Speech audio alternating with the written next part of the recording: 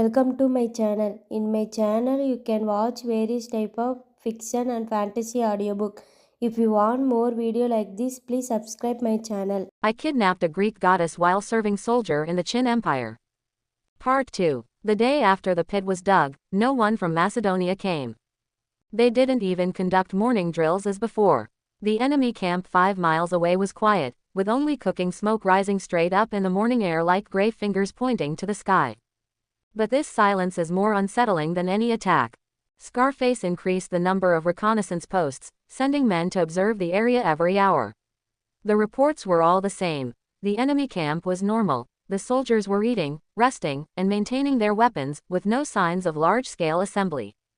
What are they waiting for?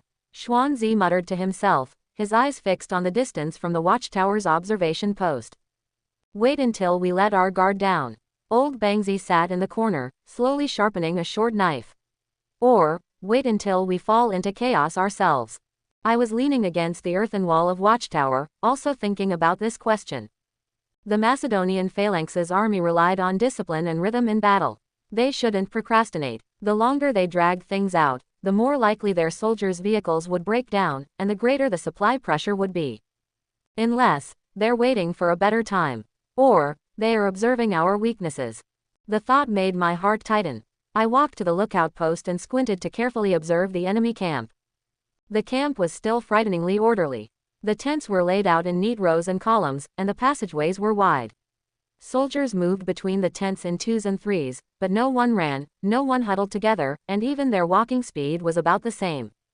They are indeed observing. I could sense that the soldiers who occasionally glanced toward the Great Wall, the cavalry who patrolled the edge of the camp and stopped from time to time to survey the terrain, and even the light infantry who practiced throwing javelins at the rear of the camp, every action of them was purposeful. They are studying us, just like we study them. In the afternoon, Scarface allowed some of the garrison soldiers to take turns resting. Xuanzi and I were relieved and allowed to go back to the earthen hut to sleep for 2 hours. But I couldn't sleep. My mind was filled with images of phalanx moving around. I closed my eyes and forced myself to recall, not from the perspective of a 21st century history enthusiast, but from the perspective of a garrison soldiers, using the details I had witnessed over the past few days. Phalanx moved forward with synchronized steps, but at a very slow pace. Extremely slow, slower than a normal person walking. Why? Was it because the spears were too heavy? Or was it to maintain formation? I recalled the way those soldiers carried their spears. The spear shaft leaned against their shoulders, one hand supporting it, the other, empty. No, the other hand held up a shield. Yes, a shield, round, hanging on the left arm. The shield isn't big, but it's big enough to protect half of the body. So here's the question. How do they move quickly and turn nimbly while holding a shield in one hand and a spear in the other? And then there's the length of those spears. The spears in the front row are held horizontally, those in the middle row extend from the gaps, and those in the back row are angled upwards. This formation is invincible in frontal defense, but what about the sides? I remember when that scouting squad retreated yesterday, they moved backward as a whole, their shields always facing us. But what if it's a large army retreating? How complicated would it be for tens of thousands of phalanx to turn and retreat as a whole? There's also the terrain. Phalanx truly felt like a wall when moving across the flat Gobi Desert. But what if the ground wasn't flat? What if there were gullies, slopes, or piles of rocks? How could those spearmen, clad in heavy armor and carrying spears, maintain their formation in complex terrain? I suddenly remembered a post I'd seen online before, discussing the weaknesses of ancient phalanx. The poster was a military enthusiast and listed a whole bunch. The flanks are vulnerable. Phalanx is invincible from the front, but has almost no defense on the sides and rear. Once cavalry or light infantry break through from the flanks, the entire formation collapses.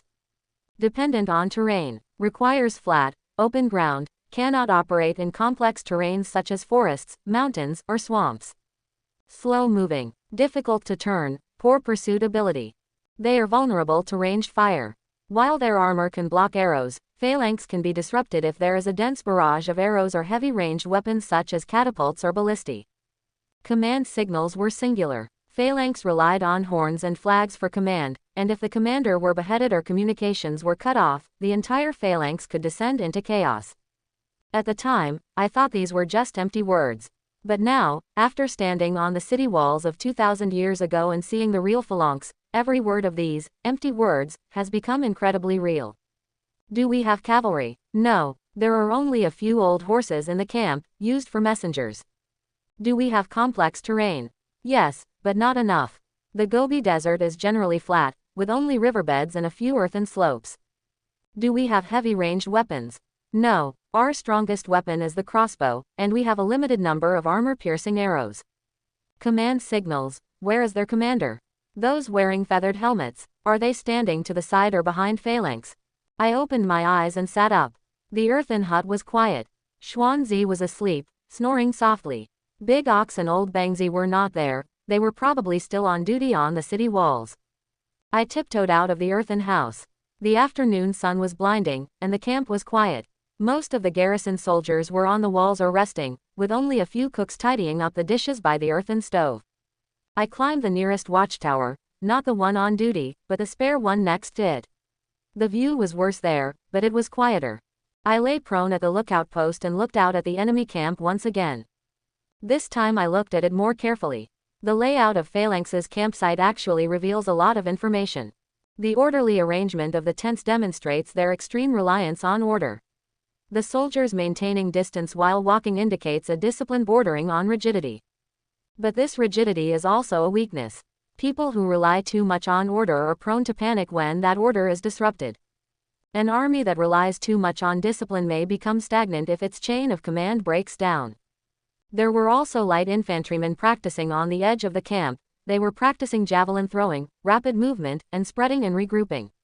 These troops were likely meant to support phalanx, covering the flanks, pursuing fleeing enemy troops, or carrying out special missions. But their numbers seemed to be much smaller than phalanx's soldiers. If I could find a way to disconnect phalanx from these support units, or let phalanx run wild, my gaze fell on a clearing in the center of the camp. There stood a leather tent, larger than the others, with a tall flagpole in front of it, bearing a strange flag, not the sun symbol of Macedonia if history is correct, but a pattern I had never seen before, resembling a stylized bird. Command tent. The person living there must be the commander of this army. If I had a cannon, no, even just a crossbow with enough range. But this idea was quickly dismissed. It was too far, at least 2,000 paces. The maximum range of the Chin crossbow was only about 300 paces, far too short. But what if we wait until they attack? Once phalanx advances to the city walls, the commander will certainly approach to give orders. At that point, the distance might be reduced to 100 paces, or even 50 paces. If we could gather all the crossbow bolts at that time and snipe the commander. Will phalanx cause problems? My heart started racing. This idea is too risky. First, I'm unsure about the command structure of the Macedonian army. Was there only one commander, or were there multiple layers of officers? If one was killed, wouldn't someone immediately take his place? Secondly, our crossbowmen's skill level varies greatly. Yesterday's probe had a pitifully low hit rate. Accurately hitting a specific target amidst the chaos of battle is extremely difficult. But it's worth a try.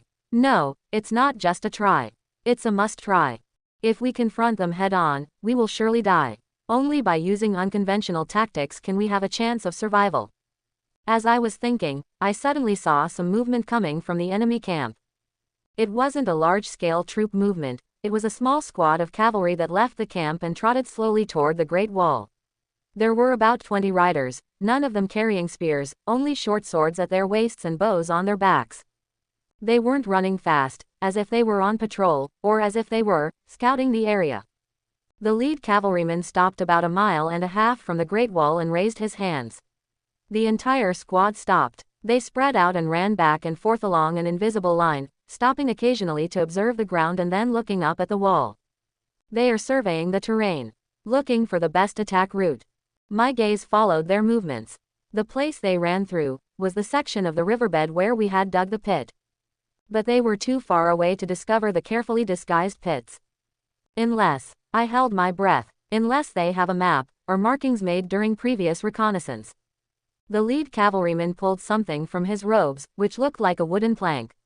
He looked down at it, then looked up to compare it to the city wall. Then he pointed in a certain direction and said something to the other cavalryman. That direction is precisely where the breach in the city wall is located. Sure enough, they were looking for weaknesses. The cavalry squad scouted the area for about 15 minutes, then turned their horses around and trotted back to camp. The entire process was carried out with composure and professionalism that was chilling. I lay on the watchtower until their figures disappeared into the camp before letting out a long sigh. I have found some weaknesses in phalanx, but their strengths are equally obvious. Discipline, organization, professionalism, and that cold, indifferent war philosophy that disregards personal life and death. We are not facing a group of barbarians. It is a war machine. And I, a transmigrator from the 21st century, will use my meager historical knowledge and survival instinct to try and pry open a crack in this machine. Can it be pried open? I don't know Dao, but I know that if Dao doesn't even try to pry it open, he's really doomed. Phalanx's weakness lingered in my mind for 2 days, but I didn't dare to say it aloud. What can we do? Organize a cavalry flanking attack. Those few old horses in the camp are panting even when they run. Disrupt their command. The crossbow bolt can't reach them. Complex terrain. The Gobi Desert isn't that big. They're not stupid, they won't go into the ditch. But his mouth was closed, though his eyes were not. I looked at the campsite, at garrison soldiers, and at the everyday things we take for granted, which are actually full of problems. The first issue is urination and defecation.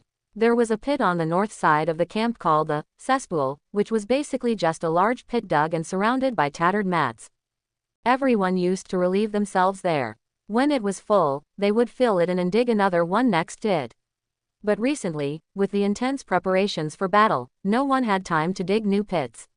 The old one was already full, stinking to high heaven, and swarming with flies that could block out the sun. Then it's time to drink water. The water used for the camp was carried from a small stream 2 miles away. The water was murky and carried a lot of silt. After being carried back, it was poured into large earthenware jars and allowed to settle for half a genius before it became drinkable. However, there were only 2 jars, not enough for 200 people, and often some people couldn't wait and drank the murky water directly. Not to mention eating. It was common for millet porridge to be undercooked. The dry rations were so hard they could kill someone, and you often found sand in them. The gaps in the millstone were too big, and no one bothered to sift them carefully. Pickled vegetables were the only vegetables, but they were pickled haphazardly. Some were so salty they tasted bitter, and others were already moldy. And sleeping. The mud house was damp, and the straw bedding hadn't been changed in a long time, giving off a musty smell. It was all right in the summer, but if it rained or in the fall, everyone would fall ill. The garrison soldiers were used to these things. The frontier was tough, and that's where the real hardship lay. Complaining was useless, they could only endure it. But I can't stand it. It's not being sentimental. These things, in real war, can be more deadly than swords and spears. Can a crossbowman with an upset stomach draw his crossbow? Can a spearman with a fever lift his spear? Can a group of soldiers who are itchy all over and can't sleep well have any fighting spirit? Why do modern armies emphasize hygiene? Why do they have logistical support? It's not because they're being fussy, it's because these things directly affect combat effectiveness. I have to do something, even if it's just to live a little longer. On the morning of the 3rd day, the opportunity came. People in the camp started getting diarrhea. At first there were only 2 or 3, but by noon there were more than a dozen. The symptoms were all similar: stomach pain, frequent trips to the toilet, watery stools, sallow complexion, and general weakness. Scar gathered the sick garrison soldiers in an empty mud house and assigned an older veteran to take care of them. The veteran knew a little about herbs and brewed some antidiarrheal medicine, but it had limited effect. It's probably just the change in environment, the veteran said to Scarface. In previous years, new garrison soldiers also often had stomach problems at this time, but they would get better in a few days. But I know Dao isn't suffering from acclimatization issues. Most of these garrison soldiers have been here for more than 6 months. If they were going to have trouble adjusting, they would have given up long ago. In the afternoon, my stomach started to hurt too. It wasn't an act, it really hurt. It was a throbbing pain, like a hand twisting inside my stomach. I clutched my stomach and ran towards the latrine. As I squatted down, looking at the filth in the pit and the swarms of flies on top, a picture suddenly flashed through my mind, a hygiene poster on a construction site in the 21st century: disease enters through the mouth. I jumped up, forgetting to even pull up my pants. Xiao Fan, What's wrong? Squatting beside him was Huanzi, who also looked unwell. You have diarrhea too. There's something wrong with what we're eating and drinking, I said. What's the problem? It's not clean. I fastened my pants. The water wasn't boiled, there might be sand in the porridge, the pickled vegetables are moldy. Also, this latrine is too close to the water source and the place where we eat. Xuanzi looked bewildered. Isn't that how it is? That's not right. I pulled him back. You'll get sick, you'll get diarrhea, and you won't have the strength to fight. What should we do then? It needs to be changed. I went straight to Scarface. He was observing the enemy camp from the watchtower, and after I finished speaking, his brows furrowed. Qin Xiaofan, he said, are you bored? The enemy is right outside, and you're talking to me about trivial matters. Centurion, diarrhea is a serious matter. I said, forcing myself to speak. There are already more than a dozen people sick. If it spreads, and the enemy attacks, half of us will be stuck in the latrines, unable to stand up. How are we supposed to fight? Scarface stared at me without saying a word. Moreover, I continued, medicine is needed to treat illnesses, but the camp doesn't have much. If too many people get sick and there's no medicine to treat them, they can only tough it out. If they can't tough it out, they'll die. It's a waste to die of illness before even starting a battle. Then what do you suggest we do? Scarface asked. I've already thought it through. First, move the latrine further away, at least 100 paces from the water source and campsite. Dig it deeper, and cover it with a layer of soil every day. Second, drinking water must be boiled. Assign someone to boil the water, don't drink raw water. Third, wash the millet for cooking several times to remove the sand. Throw away any moldy pickled vegetables, they can't be eaten anymore. Fourth, the straw bedding in the earthen houses needs to be replaced, let it air out in the sun while the weather is nice. Every time I mentioned something, Scarface's face darkened a little more. After I finished speaking, he sneered, Qin Xiaofan, do you think this is your home? This is a military camp. On the frontier, we're lucky to have anything to eat, and you're still being picky. It's not about being picky, I said, it's about wanting everyone to get sick less often and live a few more days. How much manpower and time will all this take? Scarface asked. The enemy could attack at any moment. Do you expect me to send people to dig latrines or dry haystacks? Sick people require more manpower, I insisted. Right now, there are more than a dozen sick people who need care and medicine. If there were more sick people, we wouldn't even need to fight a war. We were frozen in place. It was so quiet inside the watchtower that you could hear the wind. After a while, Scarface spoke up. What you said makes sense. But we're short-handed right now, and we can't spare anyone to do these miscellaneous tasks. No need to spare anyone, I said. Those dozen or so sick men can't fight anyway, let them do the work. Digging pits, boiling water, washing rice, drying straw mats. It's light work, not tiring, and it'll help them get better faster. Scarface looked at me with a complicated expression. You kid, you're quick-witted. Then, let's give it a try, I asked tentatively. Scarface was silent for a moment, then waved his hand. Go. Take those patients and get on with what you said. But one thing, if you delay the important business, I'll hold you responsible. Yes, I ran down from Watchtower and rushed into the ward. A dozen or so people were lying or sitting, all with sallow complexions and weak, listless. Brothers, I said, standing in the doorway, don't you want to get better soon? Nobody paid any attention to me. Centurion said. I raised my voice, those who have made up their minds, get up and get to work. It's light work, not tiring, moving around will help you recover faster. What kind of work? A patient reluctantly raised his head. Dig a pit, boil water, and dry the straw mats, I said. It's all for our own good. Once we're done, we'll have boiled water to drink, cleaned porridge to eat, and dried straw mats to sleep on at night. Really? Another patient asked. Is the water really boiled? Really, I said. I promise. The patients looked at each other. One of them struggled to get up. Let's do it, it's better than lying here waiting to die. With these dozen or so patients, I began the health reform. The first thing to do is dig a new latrine. I chose a spot in the northwest corner of the camp, far enough away from the water source and living area and downwind. The pit was dug deep, at least 6 feet. The excavated soil was piled up next to it to cover the excrement each day. While we were digging the hole, old Bangsy wandered over to watch. He squatted by the hole, watching me direct the patients as they worked, a blade of grass dangling from his mouth. Kid, old Bangsy said, what's this all about now? To avoid getting diarrhea, I said. Does it work? It works, I said decisively. There are germs in feces. There are tiny, invisible insects that get into the water and food, and if you eat them, you'll get diarrhea. If you move the latrine further away and cover it up, the insects won't be able to fly over, and you'll get sick less often. Old Bangsy seemed to understand, but nodded. It sounds somewhat reasonable. The second thing is to boil water. Beside the earthen stove in the center of the camp, I set up 2 large earthenware pots specifically for boiling water. I assigned 2 sick patients to watch the fire, and after the water boiled, I would boil it for another 15 minutes, then let it cool before distributing it to everyone. At first, nobody drank it. The garrison soldiers were used to drinking tap water and thought boiled water had a cooked taste and didn't like it. I had Xuanzi lead the way.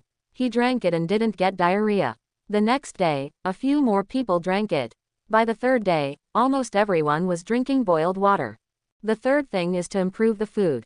I found the old cook in charge of the meals, a skinny old man called Old Ginger. When he heard that I wanted him to wash the millet several times to remove the sand, his eyes widened in surprise. How many times should I rinse it? Old Ginger asked. Isn't 3 times enough? Keep rinsing until the water is clear, I said. If you swallow sand, it will irritate your intestines and make you sick. That would waste so much water. There's plenty of water once it's boiled, I said. It's better to waste water than waste manpower.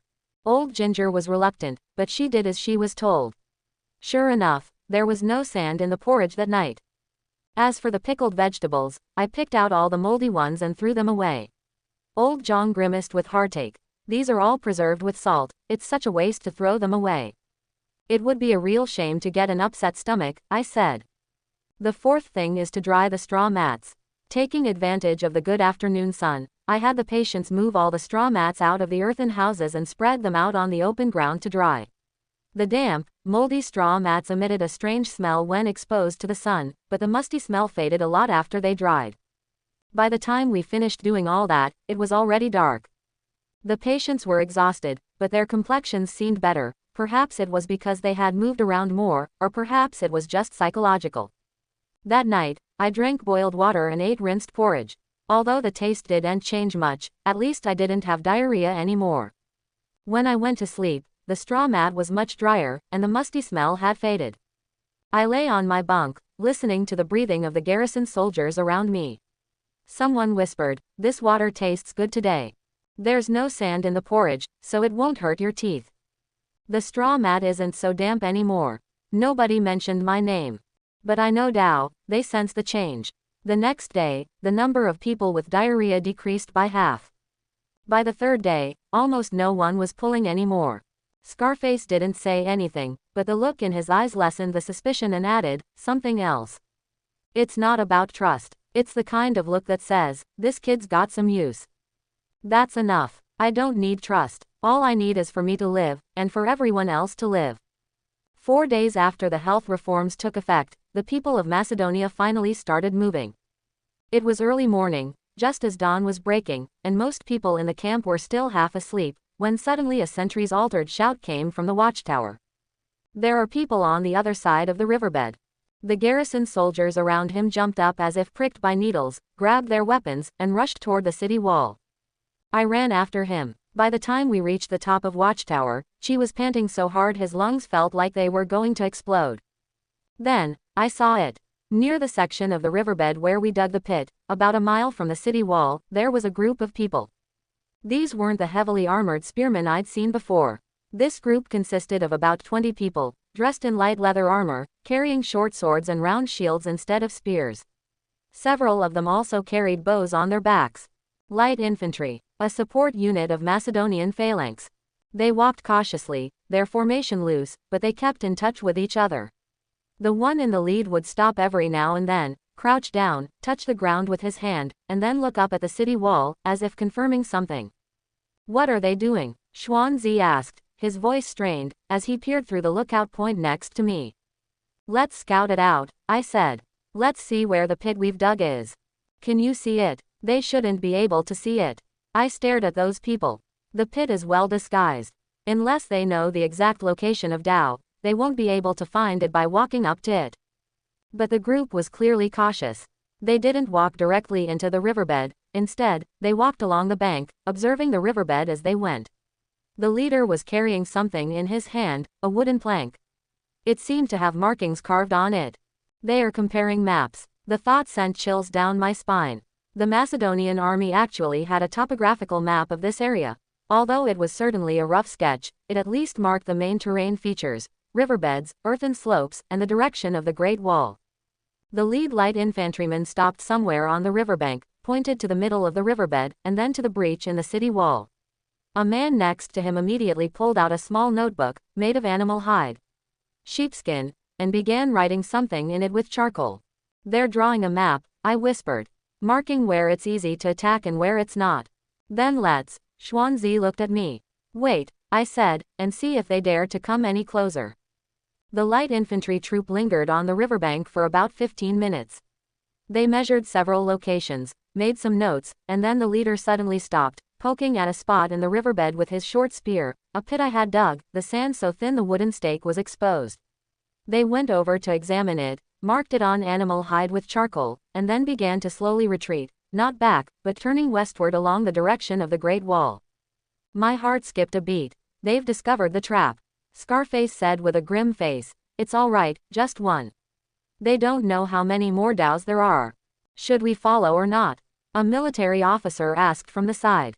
Scarface paused for a few seconds. "Send a team to follow along the city wall.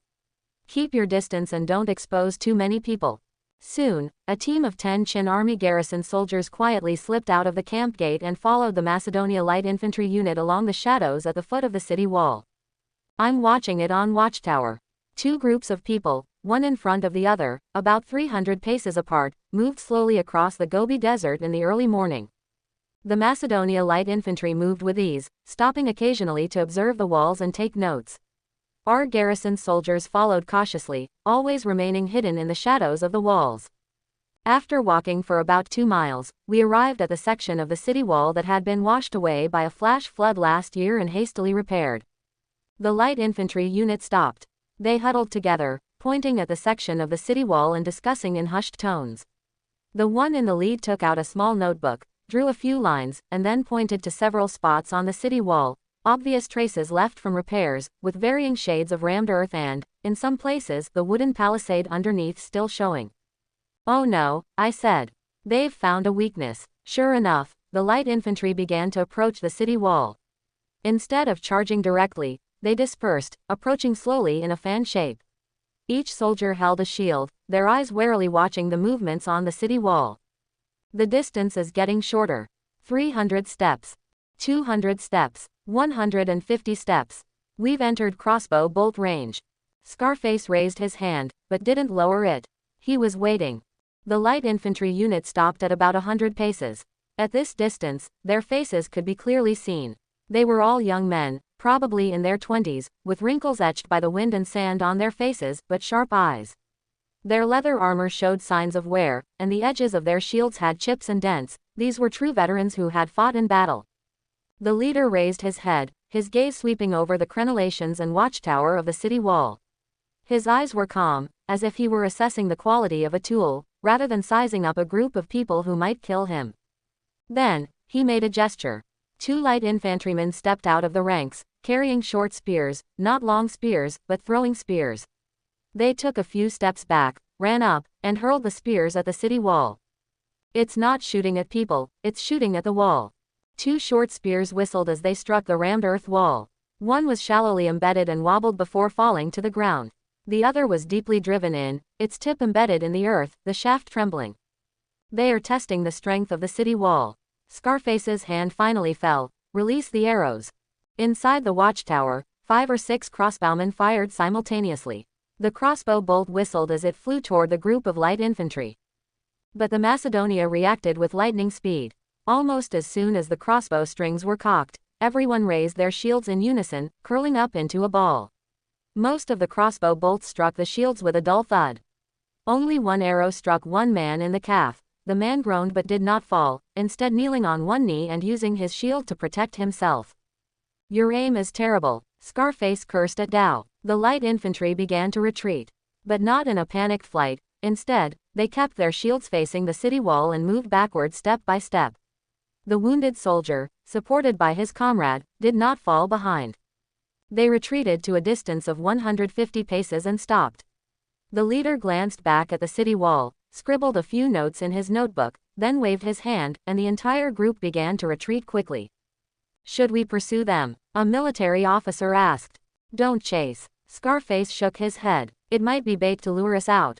We watched the light infantry unit disappear behind the distant earthen mound. The Gobi Desert returned to its calm, as if nothing had happened. But everyone knows that things have changed. They've figured out our weaknesses. Old Bangzi had somehow gotten on watchtower and was squatting in a corner, puffing on his tobacco. He knows where the walls are weak, where the arrows are few, and where there are few people. Then what should we do? Xuanzi asked. What else can we do? Old Bangzi exhaled a puff of smoke. Wait for them to come. Scarface didn't speak, turned around and got off the watchtower. I knew Dao was going to make arrangements, to reinforce the defense of that weak section of the city wall, to send more men there, and to prepare more logs and stones. But resources and manpower are limited. Strengthening one area means weakening others. The Macedonia people's tactics are vicious. They didn't need a large-scale attack. They only used a small scout team to scout, yet they forced us to adjust our deployment and expose more weaknesses. I lay prone at the lookout post, gazing in the direction where the light infantry unit had disappeared. Although the brief standoff just now didn't result in many deaths, the message it sent was very clear. First, the Macedonian army had a strong reconnaissance capability. They didn't act recklessly, but systematically gathered intelligence. Secondly, their soldiers were highly trained. Faced with the sudden attack from the crossbow bolt, they reacted quickly and maintained their formation. Third, they are very patient. They don't rush to attack, but slowly wear each other down. Such an enemy is much more difficult to deal with than the Xiongnu people's swarm attack. Xiao Fan, Xuanzi nudged my arm. When do you think they'll arrive? I shook my head. I don't know Dao, but I know that when the Dao really comes, it will be at the time we least expect it, attacking our weakest point. All we can do now is wait. Wait for them to make their move, and then counter their moves accordingly. From beginning to end, we did not have the initiative in this battle. On the night after the Macedonia light infantry withdrew, I was on night patrol from midnight to 1 a.m. It was unbearably cold. The night wind of the Gobi Desert felt like countless icy blades, seeping into my collar and cuffs. I wrapped my tattered fur coat tighter, clutching my clapper and mallet, and slowly walked along the city wall. The lantern light only illuminated 3 feet ahead, beyond that lay an impenetrable darkness. Xuanzi walked beside me in silence the whole way. As we approached the second beacon tower, he suddenly spoke. Xiao Fan, do you think we can survive this battle? I didn't answer, because I don't know Dao. 5 days ago, I thought I might have found a way, digging traps, improving sanitation, and using my brain to outmaneuver them. But now, watching the Macedonia people's frighteningly calm reconnaissance methods and their methodical rhythm of war, my last bit of hope is crumbling little by little. They are so professional it's despair-inducing. I'll go check the beacon tower, Xuanzi said. You wait here. He climbed the beacon tower with a lantern. I leaned against the parapet, gazing northwest. The enemy camp was shrouded in darkness, with only a few scattered lights, like the closed eyes of a sleeping beast. Those useless thoughts started swirling in my mind again. Why am I here? If transmigration is a random event, why me? Why at this time? In this location?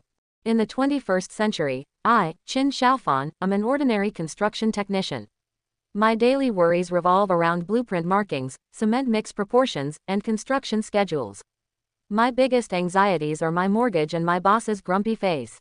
Occasionally, I'll scroll through my phone, read historical anecdotes, and even boast to others. If Alexander were to invade China, the first emperor of Qin would definitely show him what a true infrastructure powerhouse looks like. Now it's all right. Alexander has really attacked, and I've become the lowest level brick in the first emperor of Qin's infrastructure-obsessed system, a brick on the verge of breaking. What kind of nonsense is this? If transmigration has a purpose, then what is mine? To change history, to promote the fusion of civilizations, or like in those online novels, to drive the golden finger, manufacture gunpowder, and melt steel, crushing everything in my path, finally winning the heart of my beloved, and achieving a great feat for all time. I looked down at my hands. Rough, dark, with grime stuck under my fingernails that I couldn't wash off. My palms were scabbed over, and it hurt even to the slightest touch. With hands that can't even draw a crossbow, how can they talk about changing history? The sound of wind came from afar, and something else. I held my breath and listened intently. It was that familiar, deep hum, like the earth groaning, or like many people whispering simultaneously in the far distance. Were the Macedonia people mobilized again during the night? Or was it just the wind? The sound was intermittent and unclear. I leaned against the parapet and closed my eyes. A movie started playing in my head. The past month or so since I completed the transmigration has felt like an absurd dream. From the initial bewilderment to adapting to life as a garrison soldiers, to discovering the Macedonian army, to coming up with ideas for digging holes, to implementing sanitation reforms, at every stage, I felt like a modern person thrown into an ancient battlefield, clumsily struggling with my meager knowledge and will to survive. But is it useful? Maybe it will be of some use. At least fewer people are getting diarrhea, at least everyone has access to boiled water, and at least a dozen more sinkholes have appeared in the riverbed. But what does this usefulness mean compared to 10,000 Macedonian phalanx? It's like a mantis trying to stop a chariot. No, it's not even as powerful as a mantis trying to move a chariot. It's like an ant stretching out its leg, trying to trip an elephant. The wind grew stronger. I opened my eyes and looked into the depths of darkness. What if history really was changed? If Alexander's army had indeed reached the Chinese border in the 3rd century BC and clashed with the Qin army, what would have happened in the future?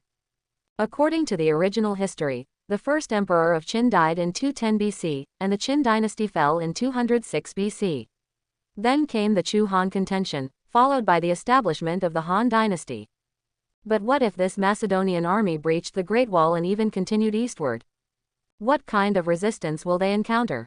The regular army of the Qin army is far superior to our 200 garrison soldiers.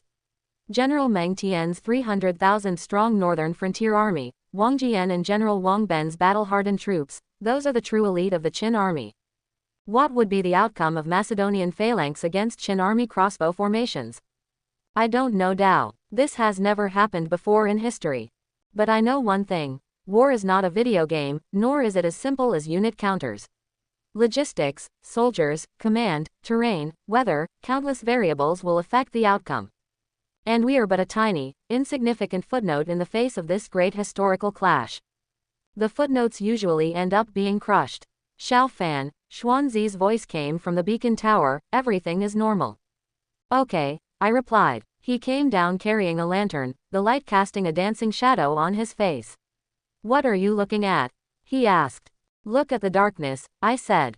What's so interesting about darkness? There might be something in the darkness, I said. Or there might be nothing. Xuanzi was confused by what I said, and scratched his head. You're saying these things I don't understand again. I smiled and didn't explain. The patrol continued, walking along the city wall, the sound of the gong carried far in the silent night. In the distance, the enemy camp's fires remained sparse, as if they were truly asleep. But I could sense that the calm before the storm was building up. The people of Macedonia are getting moving. Their reconnaissance is complete, weaknesses have been identified, and deployments have been adjusted. Next comes the real attack. Are we ready? By the time we returned to camp, it was past midnight. After handing over our shift to the next garrison soldiers, Xuanzi and I dragged our frozen bodies back to the earthen hut. Inside, Big Ox was already asleep, snoring loudly. Old Bangzi was still awake, sharpening his dagger by the dim light of an oil lamp.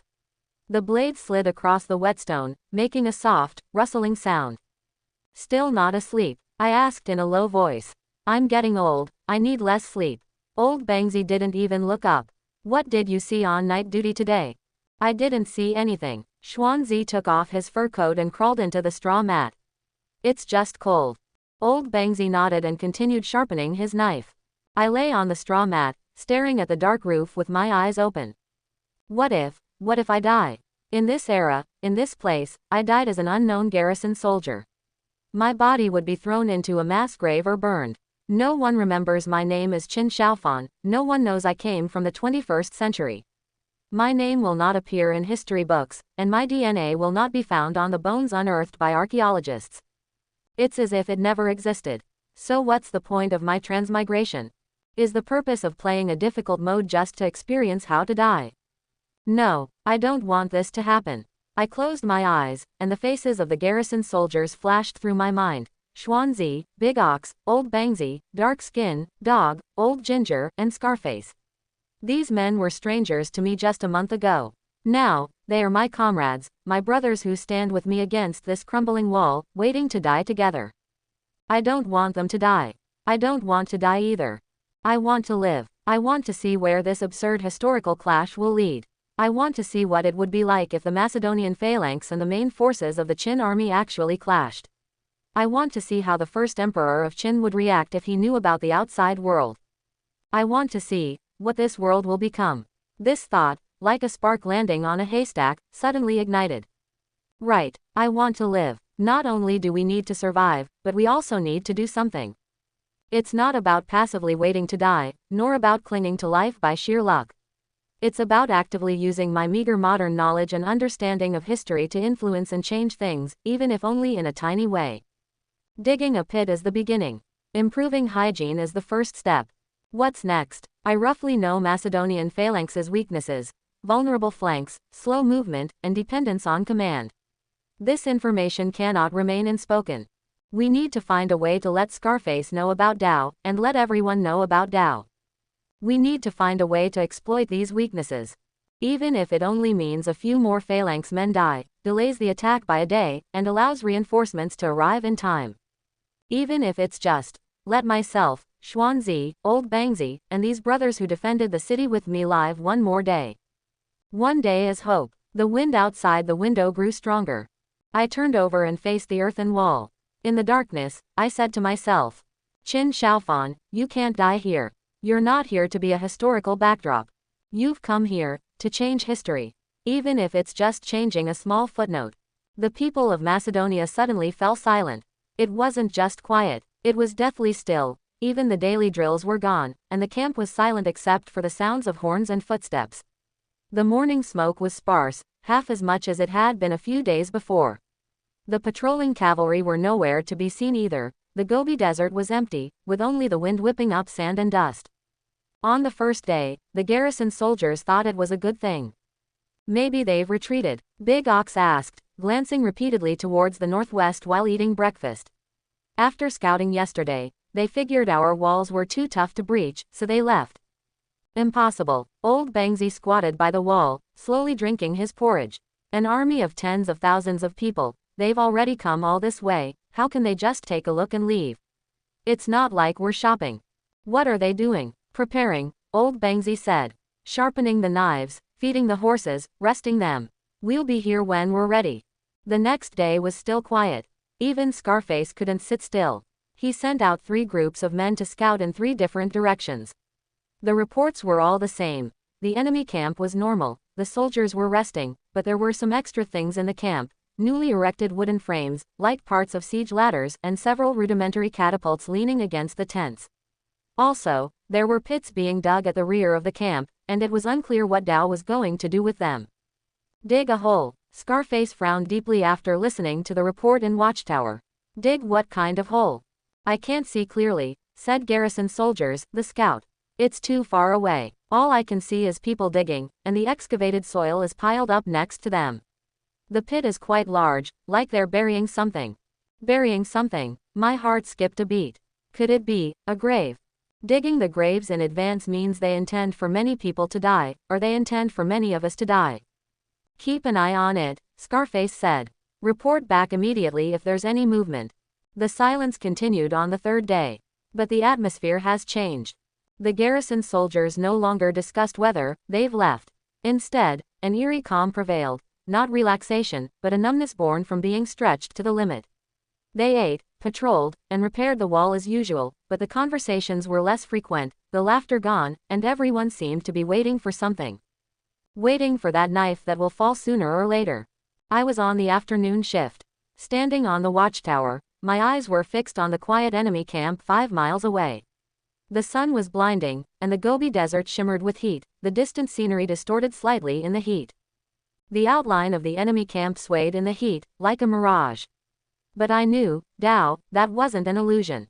It was a real army, a killing machine of tens of thousands, silently gathering its strength. What are they waiting for? Wait for nightfall, wait for the weather to change, wait for us to let our guard down. Or, wait for a signal. My gaze fell upon the large tent in the center of the camp. The strange flag hung motionless in the still air. Suddenly, I saw someone walk out of the tent. The distance was too great to see the details clearly, except that it was a person dressed differently, not in a grayish-brown short robe, but in some kind of dark long robe. He stood in front of the tent, looked up at the sky, then turned and said something to the person next to him. Then, another person took something out of the tent and placed it on the ground. It's a platform, a shelf. The man knelt down and began bustling about in front of the object. It looked like he was arranging something, or perhaps he was praying. Old Bangzi, I whispered to the old soldier dozing beside me, look what they're doing. Old Bangzi opened his eyes and squinted at the scene. After a long while, his expression changed. A sacrificial ceremony, he said. Sacrifice. They perform a ritual to the gods before a battle. Old Bangzi's voice was hoarse. The Xiongnu people do the same thing, slaughtering livestock, burning offerings, and praying for divine protection. Judging by their actions, the gods they worship are different from ours. They are definitely different. The man knelt for a long time, then stood up, holding something in his hand. It looked like a stick, with something reflecting light at the top. He raised it high towards the sky, muttering incantations. Although I can't hear it, I can imagine the solemn and eerie atmosphere. The ritual lasted about 15 minutes.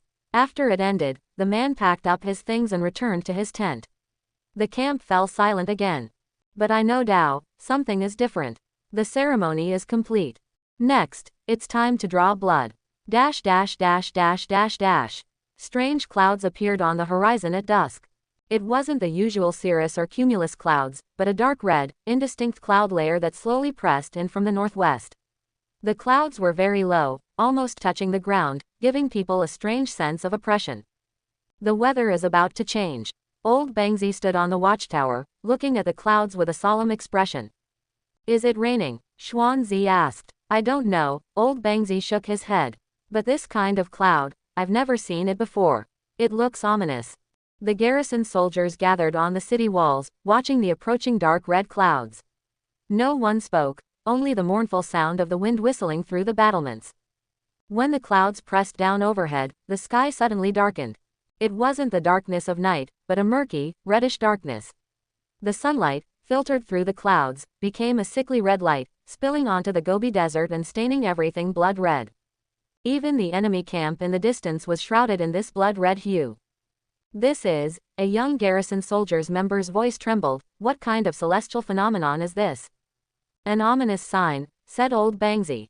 A very ominous sign. Just then, a sound came from the enemy camp. It wasn't a horn, it wasn't marching, it was a kind of chanting. The sound was low and drawn out, like many people humming a tune at the same time. It drifted from the camp, echoing under the blood-red sky, carrying a primal, chilling rhythm. They are singing. War song. They're coming. Scar's voice rang out behind me. He had somehow gotten on watchtower too, his hand on his sword hilt, his eyes fixed on the enemy camp. They're urging us to fight. The chanting lasted for about 15 minutes, then stopped abruptly. Then, the entire enemy camp lit up. It wasn't a bonfire, but torches, thousands upon thousands of torches lit simultaneously, forming a sea of fire in the darkening sky. The flames danced against the blood-red sky, like countless bloodshot eyes. Then, the drums sounded. It wasn't a leather drum, but a heavy, large drum, its beat slow and powerful, each strike like the heartbeat of a giant. Thump, thump, thump. Each sound caused the rammed earth on the city wall to tremble slightly. All hands on alert. Scarface's roar exploded. Up the walls. To your positions. Quickly. The garrison soldiers sprang into action as if whipped. Crossbowmen charged the watchtower, spearmen held the crenellations, and archers drew their bows. The clanging of metal, the sound of footsteps, and the rapid breathing blended together. I stood on the watchtower, watching the sea of fire. The torches began to move. It wasn't a scattered movement, but an orderly and disciplined one. The sea of fire split into several sections, each adjusting its formation to create the familiar outline of phalanx. They were going to fight at night. Under a blood-red sky and amidst bizarre celestial phenomena, a night battle commences. Light the torches. Light all the torches on the city walls. Scarface roared. Don't let them think we're afraid. Torches on the city wall were lit one after another. Our torches were far fewer, scattered about, like fireflies facing a raging wildfire in the face of the sea of fire on the other side. But at least, we found some light. Tell them, we're here, waiting. Phalanx began to move forward. In the torchlight, the figures of the soldiers could be seen, dark silhouettes, spears on their shoulders reflecting the torchlight, like a moving forest of metal. Their steps remained synchronized, but urged on by the drumbeats, they were a little faster than before. The distance is getting shorter. 5 li. 4 miles.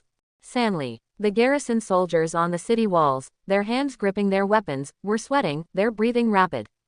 But no one retreated, no one fled. All of them stared at the encroaching sea of fire, their eyes reflecting the flickering flames. I took a deep breath and gripped the crossbow tightly. All the analyses of Phalanx's weaknesses and the ideas about how to delay and maneuver in my mind became pale at this moment. Only one thought remained. They've arrived. It's finally here. In the distance, the rhythm of the drums suddenly changed. From slow and heavy, it became rapid and exciting. Phalanx's speed has increased. The sea of fire was pressing down on the Great Wall, on us. The calm before the storm has ended. When the torch went out, I thought I was going to die. All night long, the sea of fire formed by Macedonian phalanx slowly pressed towards the Great Wall to the beat of drums. I could see the taut jawline beneath the helmets of the soldiers in the front row, the cold gleam of bronze spear tips reflecting against the blood-red sky, and even smell the unfamiliar scent of leather and metal carried on the wind. Then, they stopped about 100 paces from the riverbed sinkhole. It wasn't the chaotic pause of the front troop stopping and the rear troop continuing, it was as if the entire phalanx had received the same nerve signal, freezing in place in unison. The light of tens of thousands of torches was frozen in the darkness, and the drumming stopped abruptly. Then they began to back away. It wasn't a rout, but an orderly retreat that maintained formation. The sea of fire receded slowly like the tide, until it reached the edge of the camp 5 miles away. Then, one by one, the torches went out, and darkness once again engulfed the Gobi Desert, as if the suffocating scene from just moments before had never happened. Daylight broke. I lay sprawled on the watchtower, my eyes stinging and my body stiff. The morning light pierced the horizon, illuminating the empty space before the riverbed, empty, save for the chaotic imprints left by thousands of feet, proving that last night was not a dream. They withdrew. Xuanzi's voice was incredibly hoarse. He, like me, had stayed up all night on watchtower. They've withdrawn. I stretched my numb neck. But why? No one can answer that. Scarface sent men to inspect the pit in the riverbed. The pit was still there, the camouflage intact, with only some trampling marks around the edges. Phalanx's forward noticed the anomaly at the last moment and stopped. Just 100 steps away. Old Bangzi squatted by the pit, measuring the distance with his hand. If we go another 100 steps, at least 20 or 30 people in the front row will fall in. Did they figure it out? Xuanzi asked. I can see that. Old Bangzi grabbed a handful of soil from the edge of the pit. Look at these footprints. They got mixed up here. Someone put their foot forward and then pulled it back. The leader isn't stupid. A sense of exhaustion, as if surviving a disaster, permeated the camp, mixed with an even greater sense of bewilderment. Why did the enemy retreat? Fear of pitfalls. Impossible. An army of tens of thousands wouldn't abandon its attack just because of a dozen or so pitfalls. It's dark. They lit their own torches. Soldiers. Those soldiers didn't break formation when they retreated. Scarface spent the entire morning in the watchtower, staring silently in the direction of the enemy camp. At lunchtime, he issued a new order: resume normal duty shifts, but maintain the same alert level. Returning to normal means going back to normal. So in the afternoon, I carried a shovel and went to repair the Great Wall again. The old wound on my shoulder hadn't fully healed, and new blisters burst open under the shovel handle. With each shovelful of soil I dug, with each adobe brick I piled up, my mind replayed the sea of fire that had stopped 100 paces away last night. Xiao Fan, Big Ox muttered as he tamped down some soil, do you think they'll come back tonight? I don't know. I straightened the adobe bricks. But I don't think it will happen. Why, if they really wanted to fight, they would have done it last night, I said. They stopped there, then withdrew, as if. It's like they're weighing things up, old Bangsy, who was in charge of mixing the mud, chimed in. They're weighing our own worth, and whether this battle is worth fighting. So what did they figure out? Big Ox asked. Old Bangsy flung a handful of wet mud onto the adobe bricks. We figured we weren't pushovers. We were prepared, we weren't scared off. This assessment makes me want to laugh. 200 or so of us, with a dozen or so minor issues, and were considered not easy targets. Aren't Macedonia's standards a bit too low? They worked on the wall until the sun was setting, and by the time they finished, they felt completely exhausted. Back at camp, dinner was still corn porridge and dry rations, but the atmosphere was much more relaxed. The garrison soldiers gathered around the earthen stove, chatting and drinking porridge. I was terrified last night. Those torches were like stars. My palms were sweaty, and I almost broke the crossbow string. Why did they leave? Perhaps they saw that there were too many people on our city wall. This remark drew a burst of laughter. There were only so many people on the city wall. No matter how many flags you planted, it wouldn't make a difference. I was squatting in the corner with my bowl in my hand when Xuanzi came over and asked, Xiao Fan, why aren't you saying anything? I'm tired. I was telling the truth. I'm tired too. Xuanzi took a swig of porridge. But being tired is better than being dead. That's true. As I was drinking, Dark Skin, the burly man who had questioned my idea of digging a hole, came over with his bowl and squatted down next to me. Qin Xiaofan, he began, his voice a little awkward, you dug that pit, not badly.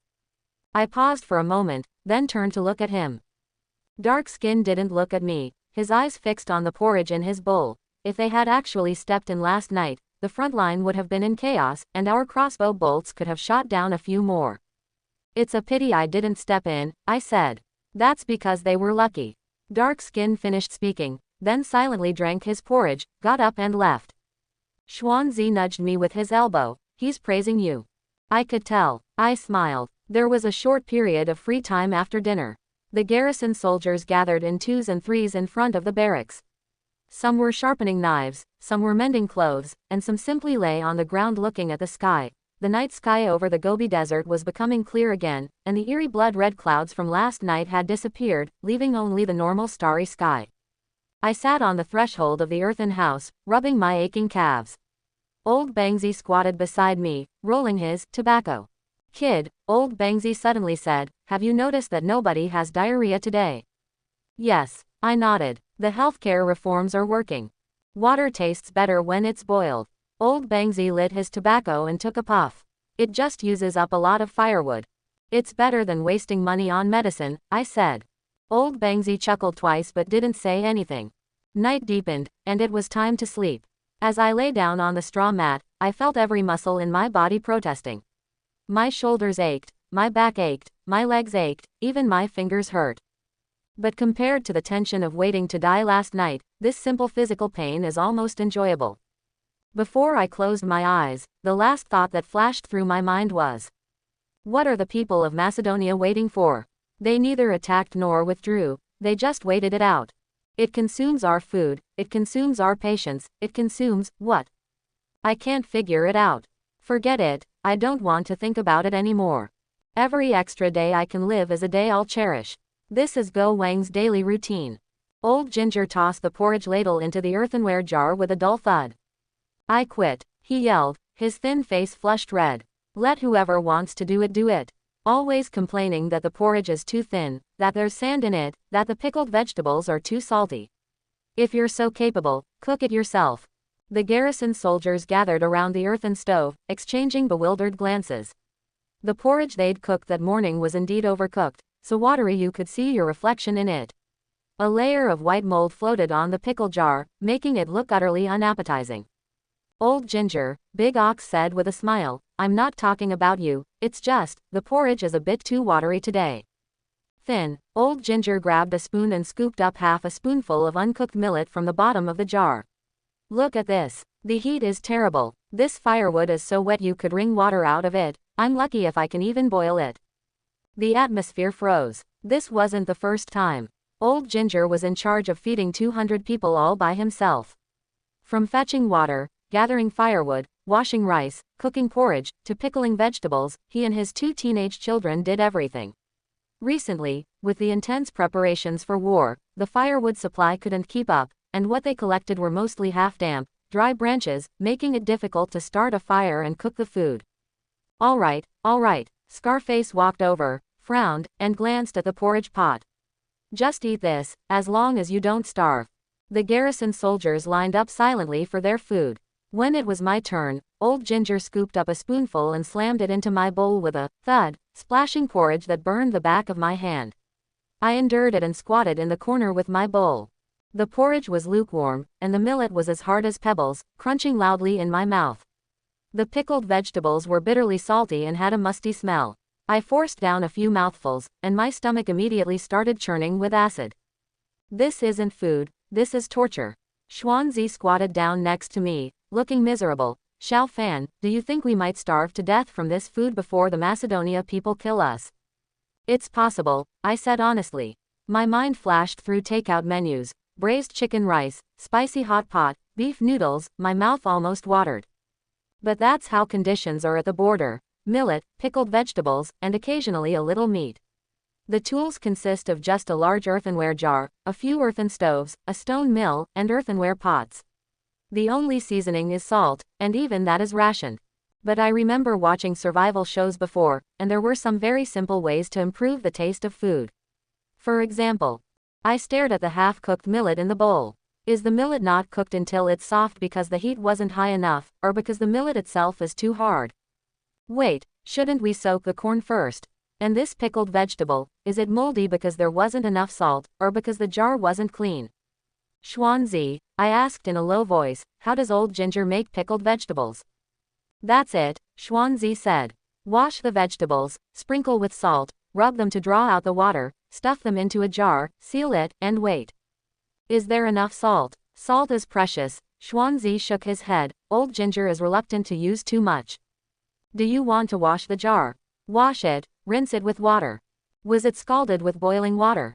Xuanzi looked at me like I was an idiot. Boiling water. Boiling water wastes too much firewood. I understand. There are a lot of problems. Cooking corn directly without soaking makes it difficult to control the heat. Pickled vegetables have too little salt, the jars are dirty, and they spoil easily. The cooking methods are limited to boiling and pickling. But how do we change it? If I went directly to Old Ginger and said, "You're doing it wrong," he'd definitely throw the porridge spoon at my face. I had to do it secretly, test it out first, and then gradually promote it. The opportunity came in the afternoon. I was assigned to fetch water from the ditch west of the camp. To get to the ditch, I had to cross a dry riverbed with some flat stones scattered on it. I stared at those stones for a long time, and an idea popped into my head. After fetching water and returning to camp, I secretly picked up 2 flat stones, each about the size of my palm and an inch thick, and stuffed them into my clothes. The stones were heavy, causing my clothes to droop, but no one noticed.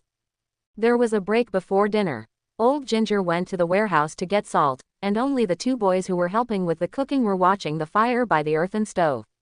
I slipped over and went to stand next to one of the boys, who was called Dog Egg. Dog Egg, I said in a low voice, can you do me a favor? Go Dan was 13 or 14 years old, skinny as a stick, with big eyes. Brother Xiao Fan, what's up? Lend me some millet, just a small handful, I said. And also, lend me an earthenware bowl and some water. Dog Egg hesitated for a moment, looked around, grabbed a small handful of millet from the rice bag and gave it to me, then brought me a broken earthenware bowl. I scooped some water from the water vat and soaked the millet in the bowl. What are you doing? Go Dan asked curiously. Let's do an experiment, I said. Don't tell anyone. While the millet was soaking, I went to the earthen stove and pulled out a pile of charcoal that hadn't finished burning. I took out the 2 flat stones I was carrying and placed them over the charcoal to heat them. The stones gradually heated up, and a layer of grayish-white appeared on their surface. When the stones were hot to the touch, I took out the corn that had been soaking for half an hour. It had softened and expanded in size. Without oil, I had to dry roast it. I spread the wet corn on a hot stone and gently weighed it down with another stone. A sizzling sound rang out, and a delicious aroma of roasting wafted out.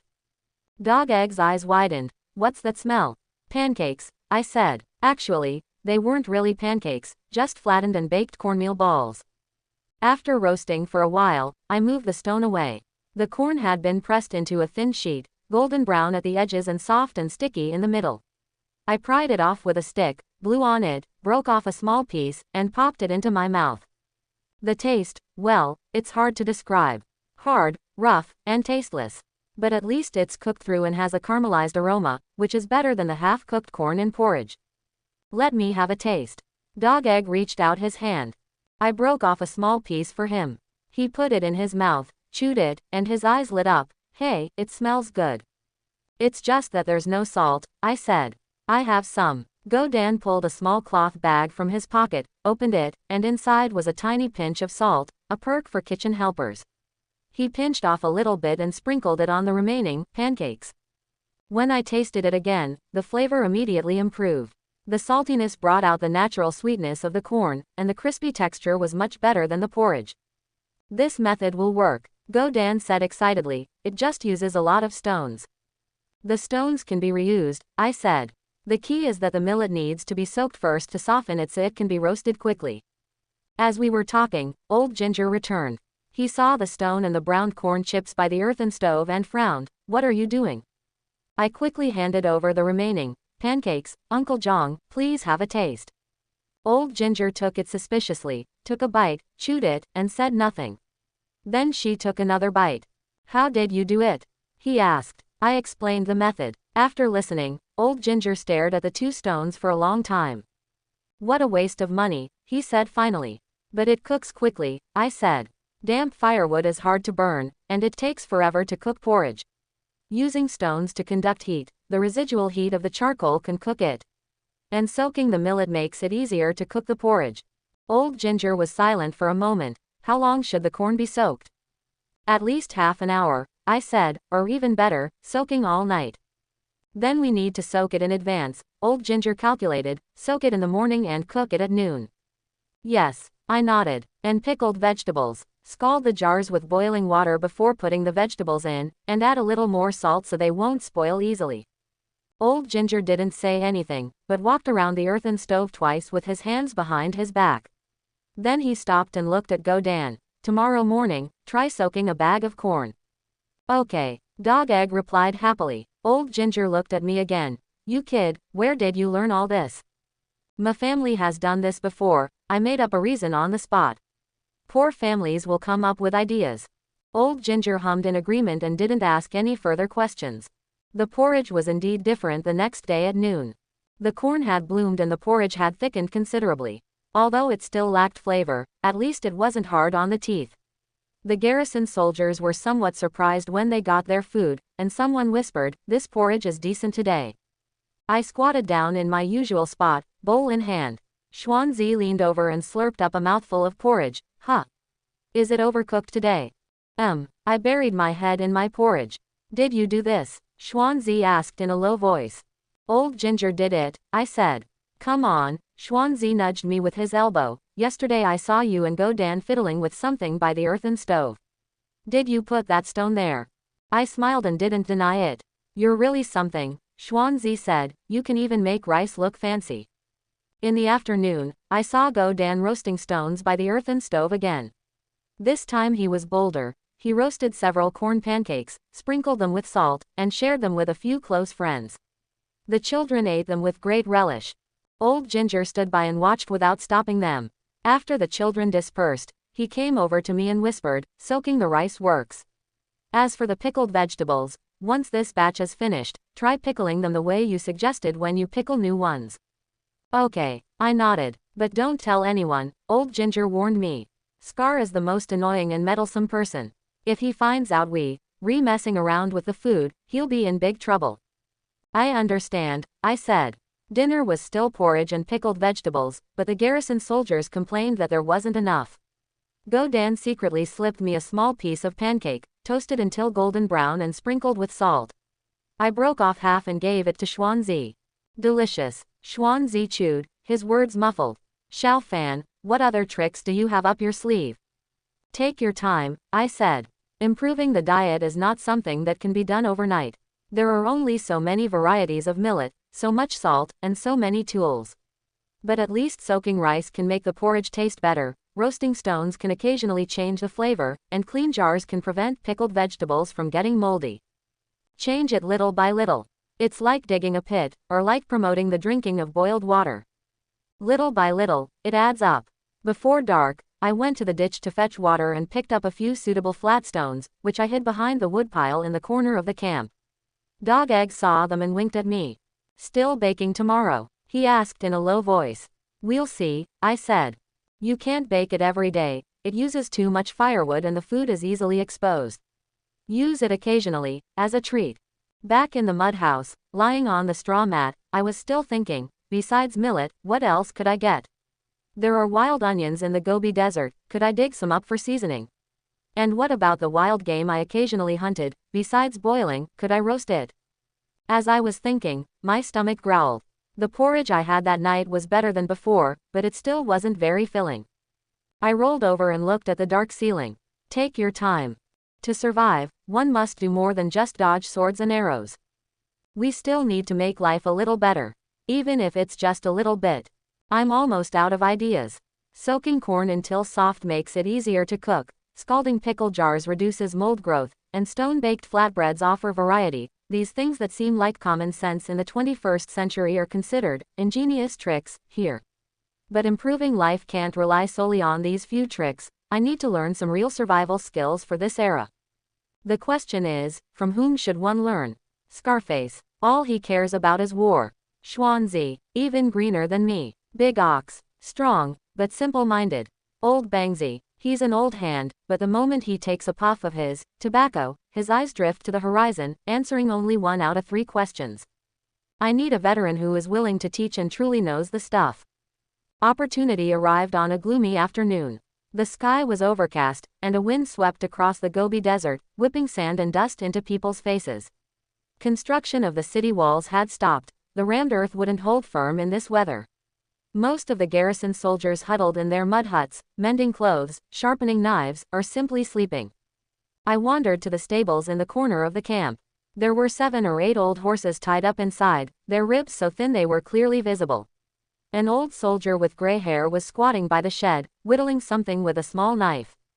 I recognize him. Everyone calls him Old Man Ma.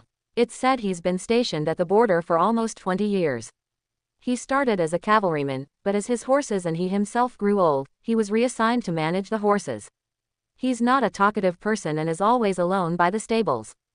"Uncle Ma." I went over and squatted down next to him. Old Man Ma looked up at me, his eyes cloudy but calm.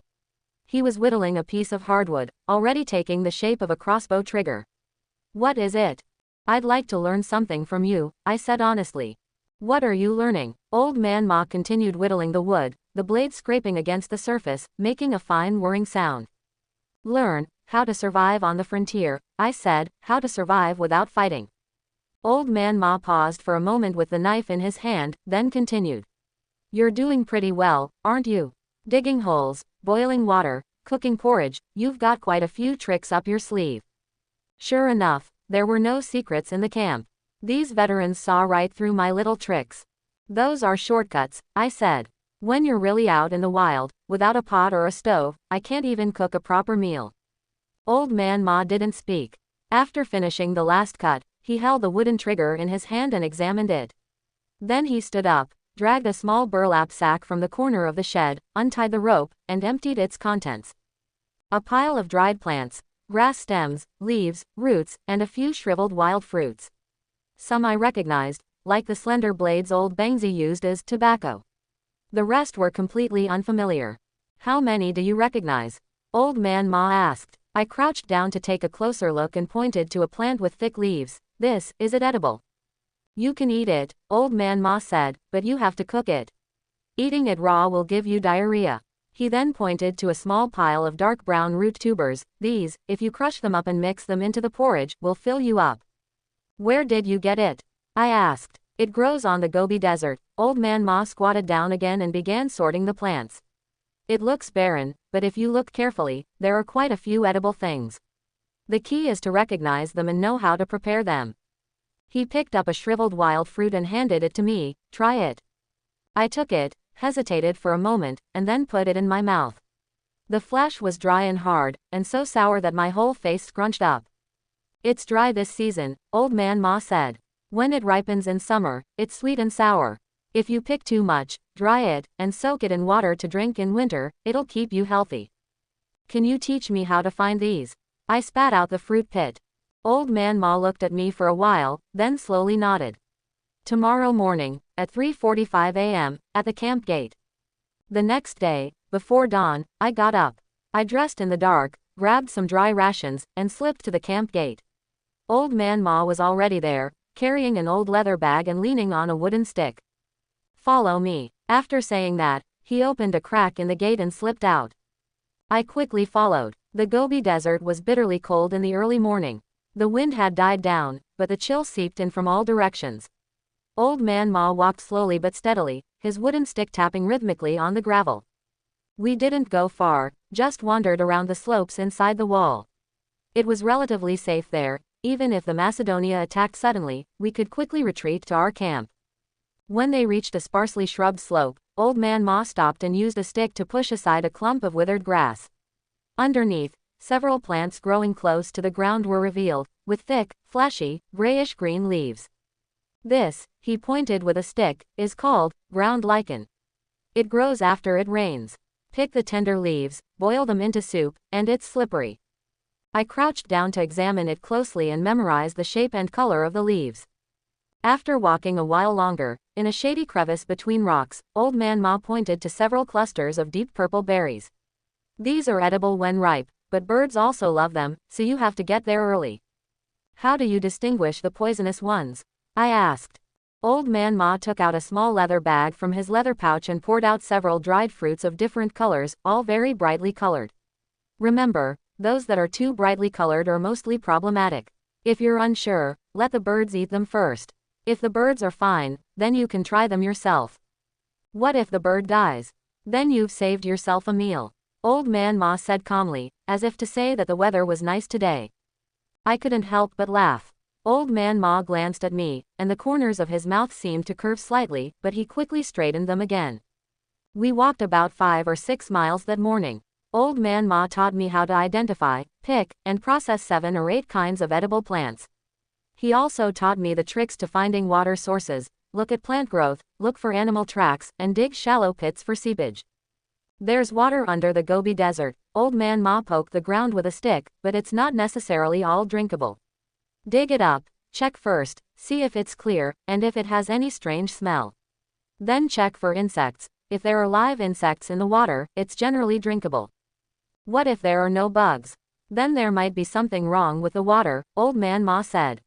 Or it might be too clean. You shouldn't drink clean water either, it's tasteless and not good for your health. As we approached Hour of the Dragon, we started heading back.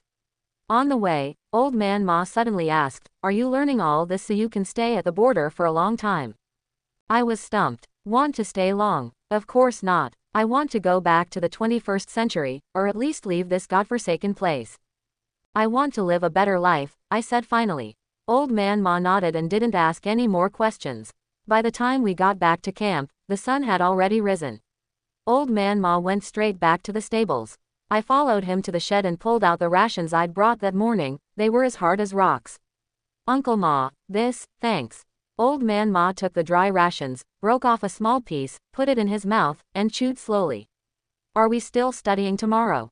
Learn, I said quickly. Then I'll teach you how to catch rabbits tomorrow. Old Man Ma said, then turned to feed the horses. I stood there, feeling a little happy. Not because he agreed to continue teaching, but because he used the word, teach. Back at the earthen house, Xuanzi had just gotten up and, rubbing his eyes, asked, Xiao Fan, where did you go so early this morning?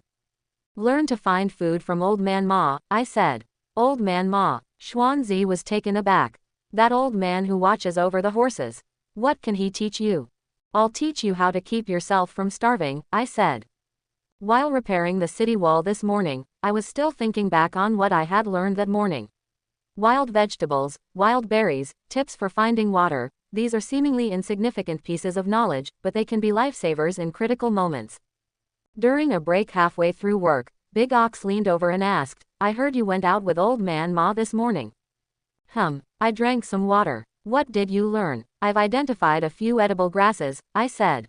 Big Ox grinned. What's so great about grass? You might as well hunt a wild rabbit. I didn't reply. Big Ox made it sound so easy, but hares aren't so easy to hunt. The camp only had a few crossbows, and arrows were precious, they couldn't be used for hunting. Setting traps. You'd need to know how to do that too. After finishing work in the afternoon, I strolled over to the stables. Old Man Ma was repairing a worn-out saddle, the needle and thread weaving between his rough fingers with the skill of a tailor. I didn't disturb him, and squatted down to watch. After watching for a while, I noticed some thin vines piled up in the corner of the stable, which were very flexible. Uncle Ma, could you give me a few of those vines? I asked. Old Man Ma didn't even look up. Take it yourself. I picked out a few evenly sized vines and returned to the earthen house. Relying on my vague memory, I began to try weaving something, not a basket, but a bird snare. I had seen old people weaving these in the countryside when I was a child. The principle was simple, a slipknot, fixed at one end, and when a bird stepped in and struggled, the snare tightened. But my hands wouldn't obey me. The rattan was hard and rough, chafing my palms until they ached.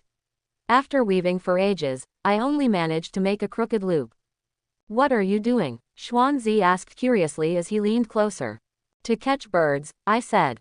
Use this. Xuanzi picked up the ugly ring and laughed. If a bird could get caught in this thing, it would be incredibly stupid. I laughed too. Indeed, the skill was terrible. But I didn't throw them away. I stuffed the rattan and the semi-finished products under the bed. The next morning, I went out with Old Man Ma again. This time he really taught me how to catch rabbits, not by digging traps, but by looking for tracks, finding burrows, and setting snares. We used those simple rattan snares, but Old Man Ma's were much more elaborate than mine. The size was just right, and the loops were flexible. The rabbit will follow the same old path. Old Man Ma set the snare beside a barely visible animal trail. If you find the right spot and set it correctly, you'll catch it sooner or later. What if we can't catch them? Then you'll have to go hungry, Old Man Ma said. That's life on the frontier. If you succeed once out of 10 times, you're considered lucky. We set 3 lassos, camouflaged with dry grass. Old Man Ma marked the spot nearby, an inconspicuous little stone, placed in a specific location. I'll come back tomorrow, he said. On the way back to camp, I suddenly realized that what I learned from Old Man Ma was more than just skills. It's also an attitude of living earnestly even in dire straits, observing carefully, waiting patiently, and not letting go of any possibility. This is probably the survival philosophy of veterans stationed on the border. Simple, straightforward, but effective. That's much more practical than my survival plan. Old Man Ma's lasso caught none of the rabbits. When I went to check the next morning, the 3 lassos were still hanging in the same spot, not even moved. There were a few small footprints next to them, as if a fox or badger had come to inspect the area but cleverly avoided it. We need to change locations. Old Man Ma concluded calmly after inspecting the lasso. We didn't catch the rabbit spirit this time, so we won't go this way next time. I was a little disappointed, but Old Man Ma seemed to have expected it. He took out a few new vines from his leather bag and began to weave a new lasso. Hunting at the border, 9 out of 10 times you come back empty-handed. The one time you're left is enough to eat for 3 days. We chose a different spot, this time at the foot of a sheltered earthen slope, where there was fresh rabbit droppings nearby. We set the snares and camouflaged ourselves. Old Man Ma said we couldn't come back today, the human smell is too strong, the animals won't come. Back at camp, we caught up with Scarface assigning patrol duties. Xuanzi, Big Ox, an old soldier nicknamed Wang Mazi, and I were assigned to patrol the eastern section of 5 miles, departing at noon and returning before late afternoon. There are many ravines to the east, take a close look, Scarface instructed. The Macedonia people like to go into ravines. We took weapons, water bags, and 2 days' worth of rations, at least enough to last another day if we didn't make it back. Wang Mazi walked at the front. He was in his 40s, with a few pockmarks on his face. He didn't talk much, but his eyes were sharp. Uncle Mazi, Xuanzi approached him as they left the camp, trying to strike up a conversation. Are there any wild animals to the east? Yes, Wang Mazi said without turning his head. Wolves, foxes, badgers, and occasionally wild sheep. If you see a wolf, don't run away, it will chase you. Stand still, stare at it, and it will most likely run away. What if it doesn't run? Big Ox asked. Then you can just wait to die, Wang Mazi said bluntly.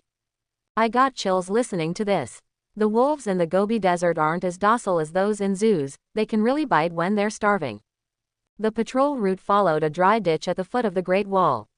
The ditch wasn't deep, but the earthen slopes on both sides were steep, and the bottom was scattered with stones of all sizes. This terrain was indeed suitable for hiding. After walking about 3 miles, everything seemed normal. Apart from the sound of the wind and our footsteps, there was no other noise.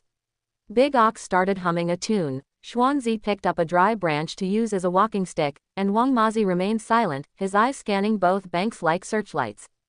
Then, at a sharp bend in the river, we heard a sound. It wasn't a human voice, it was an animal's, a low, threatening snort, as if squeezed from deep within a throat. Everyone stopped instantly. Wang Mazi raised his hand, signaling not to move. He slowly squatted down, picked up a small stone from the ground, and threw it around the corner ahead. The stone landed with a thud. The snoring stopped. Then, a round, grayish-brown thing slowly swayed out from around the corner. It is neither a wolf nor a fox. It's a porcupine. I squinted to get a closer look. The thing was about 1/2 meter long, covered in long, grayish-brown spines, with a pointed nose and small eyes that were watching us warily.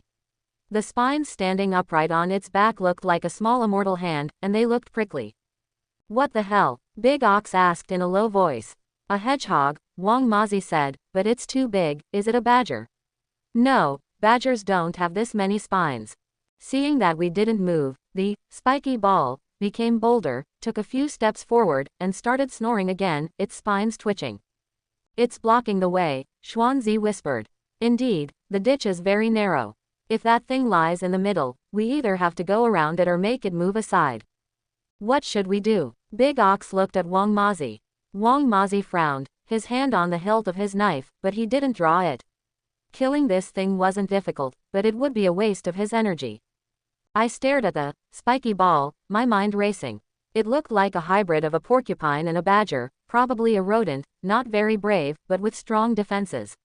A direct confrontation would definitely be disadvantageous, I'd have to outsmart it. I suddenly remembered watching an animal documentary. What are porcupines afraid of? Water. No, they can swim. Fire. But we didn't bring any torches. Sound. Yes, Uncle Mazi, I whispered, can you howl like a wolf? Wang Mazi paused for a moment, then turned to look at me. What? This thing should be afraid of wolves, I said. Let's scare it a little. Wang Mazi was skeptical, but he still took a deep breath and let out a low, trembling howl, woo-woo. That's a really good imitation. I almost thought the wolf was really crying. The spiky ball visibly trembled, and the spikes on its back stood up even higher. But it didn't run away. Instead, it arched forward a little, and its snoring grew louder, as if in defiance. It won't work, Wang Mazi said. Let's try something different. I picked up 2 stones from the ground and tapped them together, making a crisp, crackling sound. Then I started tapping them rhythmically as I walked forward, humming an off-key tune. What are you doing? Xuanzi's eyes widened. Holding a concert, I said, continuing to tap the stone and hum a tune, my steps unwavering as I walked straight toward the spiky ball. The creature was clearly bewildered. It had never seen anything like this before, a person walking towards it, banging on stones and humming a song, not as if to attack, but more like celebrating something. Its small eyes darted around, the thorns on its back rose and fell intermittently, and its purring became intermittent. I walked about 3 steps away from it and stopped. I continued tapping the stone in my hand, my eyes fixed on it. We stood still for about 10 breaths. Then, the spiky ball slowly turned around, wiggling its round rear end, and reluctantly moved to the edge of the ditch, making way for us. But it didn't go far. It squatted on the slope, continuing to stare at us, as if to say, you go first, I'll watch. All right, I turned around and waved, let's go. Xuanzi, Big Ox, and Wang Mazi quickly caught up and hurried across the narrow path. When passing the spiky ball, Big Ox deliberately took a longer route, afraid of getting pricked by the thorns. We stopped after turning the corner and making sure the thing wasn't following us. Xiao Fan, Xuanzi gasped for breath, what were you thinking with that move you just made? It's never seen a madman like this before, I said. It didn't know what Dao was planning to do, so it got confused. And when it got confused, it chickened out. Wang Mazi glanced at me and, unusually, twitched the corner of his mouth. You little rascal, you've got a lot of tricks up your sleeve. Big Ox patted me on the shoulder. Great. I thought we were going to have to fight. Why bother hitting the thing? I said. It's covered in thorns, you'll get your hands all bloody, and the flesh doesn't taste good. We continued patrolling. The next stretch of the road was much smoother. We didn't encounter any more animals blocking our way. We marked the designated locations and checked several burrows where people might be hiding, but found nothing unusual. Before 3 p.m., we returned to camp on time. After handing in our tasks, we went to get our food from the earthen stove. Today, Old Ginger's porridge was exceptionally thick, and the millet had even bloomed. It seems the soaking method really works. During the meal, Big Ox couldn't wait to tell everyone around him about what had happened that afternoon. That spiky ball was huge. He gestured. It was blocking the road, and even Uncle Ma's wolf howl didn't work. But when Xiao Fan went over, tapping on the stone and humming a song, that thing was completely terrified and obediently moved aside. The garrison soldiers listened with great interest, and one of them laughed out loud, singing while hitting rocks. What kind of trick is that? Psychological warfare, I mumbled, shoveling food into my porridge. What war? That's what makes it unpredictable, I said. Animales, like humans, are most afraid of things they can't understand. If you can't understand it, you won't know how to deal with it, and if you hesitate, you'll lose. Nonsense, someone said, but Yuchi was smiling. Old Bangzi squatted down with a bowl in his hand. That thing, does it have thorns on its back and a pointed nose? Yes, Big Ox nodded. You recognize him. It's called rolling thorn, in the local dialect, Old Bangzi said. It's stubborn and doesn't usually provoke people, but if you push it too far, it'll really dare to bump into you. Your way of singing by tapping stones, that's kind of interesting. Have you met him before? I asked. I've seen it before, Old Bangzi said. I encountered it during patrols back in the day. We used to scare it with torches, it's afraid of fire. You didn't bring any fire, so it's good that you came up with this trick. I felt a little proud when Old Bangzi praised me as not bad. After dinner, a new joke started circulating in the camp. Some people imitated me banging on stones and humming a tune, while others mimicked the bewildered look on the spiky ball's face, making everyone laugh. Even Scarface overheard it as he passed by, saying nothing, but the corner of his mouth seemed to curve slightly. Before going back to the earthen house to sleep, Xuanzi said, Xiao Fan, I will remember what happened today for the rest of my life. Is it really necessary? I took off my shoes and rubbed my sore feet. As for, Xuanzi said earnestly, life on the border is tough, and it's not easy to find some joy. You made everyone laugh today, and that's a contribution. I paused for a moment, then didn't reply. Lying on the straw mat, listening to the faint sounds of laughter and chatter outside, I remembered what Old Man Ma had said. Life at the border is like this, 9 out of 10 times you're out of luck. The one time you're out, you have enough to eat for 3 days. Today's amusing patrol story probably refers to that one incident. Although they didn't catch any rabbits or detect any enemy activity, they made everyone laugh. Laughter brings strength. If you have a strong chi, you can live one more day. This is probably the most inconspicuous, yet most effective, survival wisdom among those who live on the frontier. The fun of singing while hitting stones lasted less than 2 days before being overshadowed by a more practical matter. People in the camp started getting sores. The first thing I noticed was Big Ox. I woke up in the morning with an itchy back, and when I touched it, a lump the size of an egg had swelled up. Touching it made me wince in pain. Next came Xuanzi, who had 2 sores on his arm. Then, one after another, 7 or 8 more garrison soldiers were affected. The sores appeared in all sorts of places, on the back, legs, armpits, and even on some people's faces. What's this thing? Big Ox, shirtless, asked Old Bangzi to look at the bag on his back.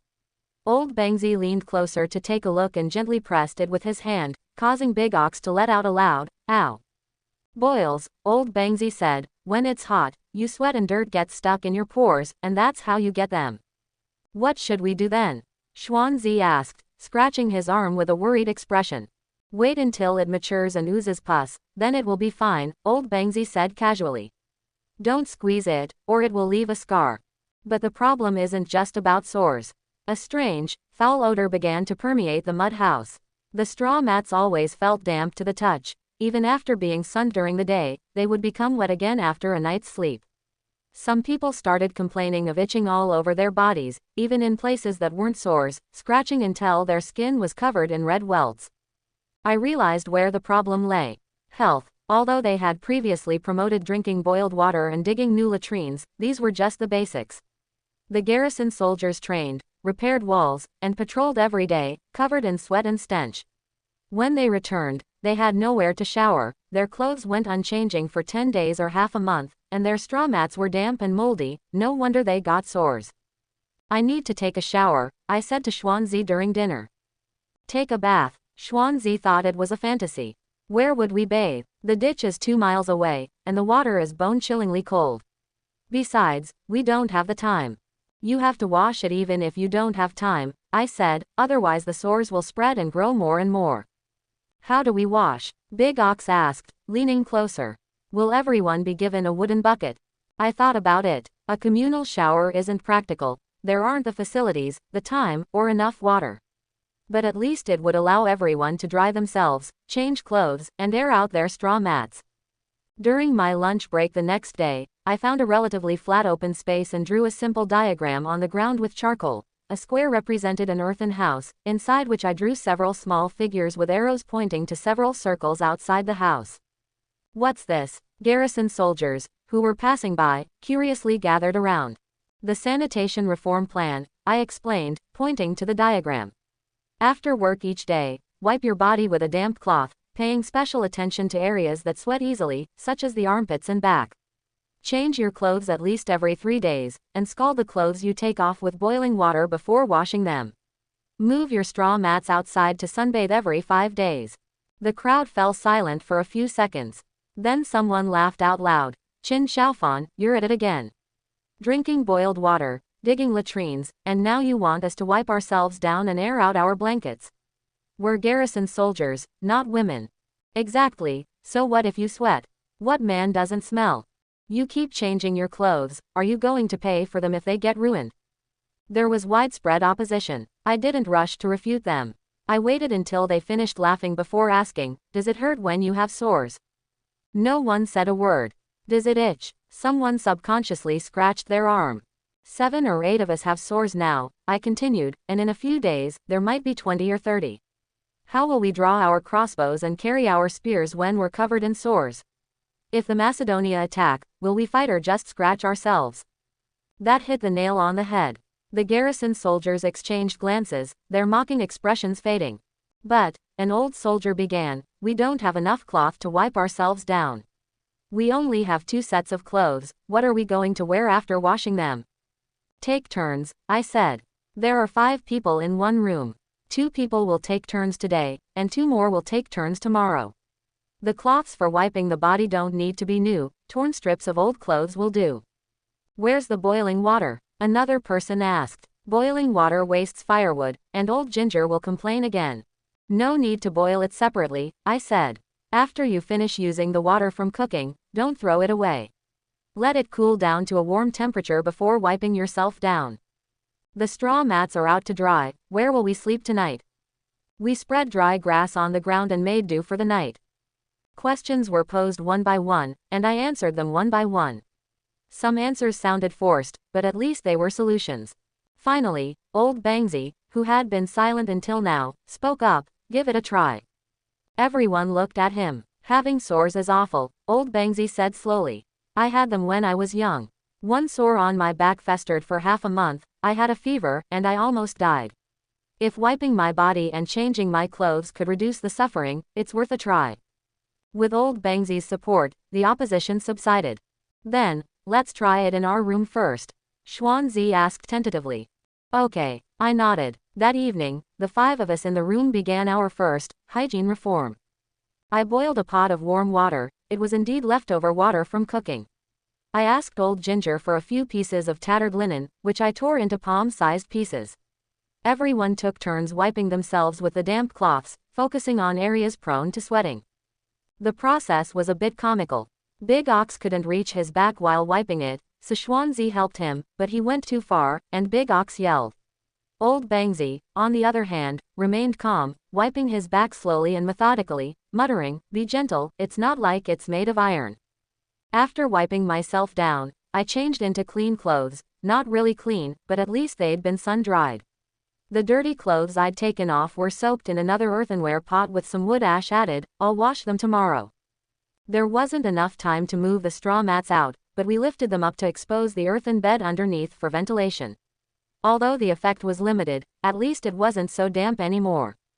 After doing all this, when I lay down to sleep, the smell of fumes in the earthen house seemed to have faded a little. "Don't say it," Big Ox muttered in the dark. "Rubbing it on makes me feel a bit better, it's not so itchy anymore." "It's just a hassle," Xuanzi said. "It's better than getting sores," Old Bangzi concluded. The next day, the other garrison soldiers noticed the situation in our room. Someone asked curiously, "Does it really work?" "I don't know," I said honestly, "we'll have to wait and see." On the third day, the swelling on Big Ox's back began to subside. The two smaller sores on Xuanzi's arm darkened in color and became less red. This was a good sign. On the fourth day, 3 more people in the camp started learning how to wash and change clothes from us. Although their movements were clumsy and they complained about the trouble, at least they started. On the 5th day at noon, I gathered all the garrison soldiers in an open space and held a simple, hygiene briefing. There's no complicated theory involved. To put it simply, sweat left on the body, mixed with dust, clogs pores and causes sores. If damp clothes aren't changed, mold and itching will occur. If wet bedding isn't dried, insects will bite. The solution is simple. Wipe yourself down, change your clothes, and dry your bedding. If you can't do this every day, at least do it every 3 days. Someone asked, "Why weren't there so many problems before?" "I've had sores before," I said, "but they weren't this concentrated. Now that it's hot and we're preparing for the battle, everyone is sweating a lot, so the situation is more serious." "What about the Macedonia people?" another person asked. "They sweat and get sores too." This question stumped me. I really don't know the Macedonian army's hygiene habits. But given their tight organization, they might actually have had bathing arrangements. "I don't know if they get sores," I said, "but I do know that if we get one less sore, we have one more point of strength to fight." These were true words, and the garrison soldiers took them to heart. Over the next few days, the sanitation reform gradually spread throughout the camp. Although not everyone strictly followed it, at least half of the people began to regularly bathe and change clothes. Clothes could often be seen drying in front of the earthen houses, and straw mats were brought out to air every few days. Scar noticed these changes but said nothing.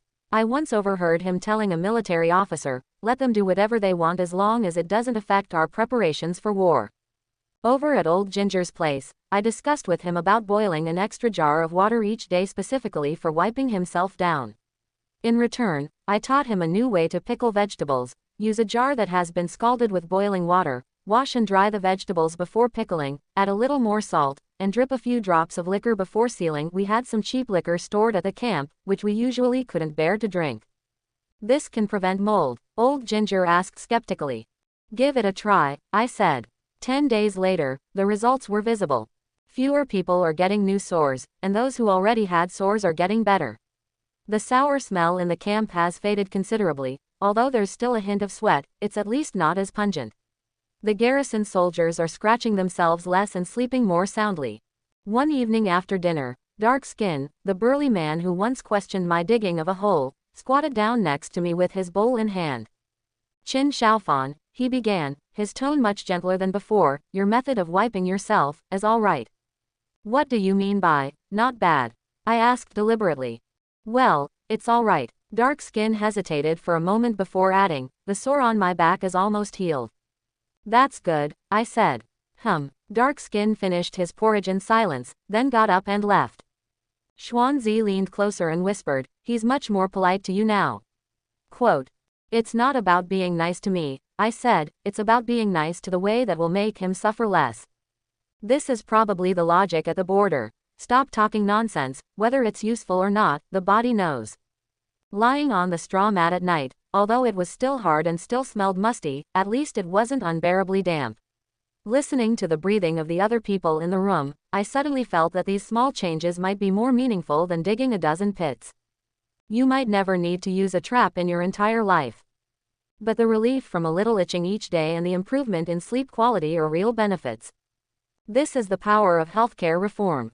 Keep a low profile and don't show off. But it can make a person live like a human being. 10 days after the healthcare reforms began to take effect, everyone's itching and odor stopped, and their sores healed, but the blood pressure actually dropped lower. It wasn't the fear of facing a powerful enemy, but a more insidious, slowly infiltrating numbness. The garrison soldiers continued their drills, wall repairs, and patrols as usual, but they spoke less and less, their eyes growing increasingly empty. No one laughed or joked during meals, no one wrestled during breaks, and even Big Ox stopped humming tunes. Like a group of moving puppets. Something's not right. After dinner, Xuanzi and I squatted at the door of the earthen house, looking at the somber scene of death chi in the camp. We need to get everyone moving and having fun. Happy? Xuanzi asked as if he were hearing a joke. The Macedonia people are still stuck outside, what's there to be happy about? It's precisely because they're blocking the way that we're having fun, I said. Otherwise, we'd be suffocating before they even get in. I'm reminded of my old company's team building activities, though now I realize they were all just the boss's tricks. At least when we got together to play games and have barbecue, we could temporarily forget about work stress. We definitely can't have a barbecue here, but we can always manage some simple games. The question is, what to play?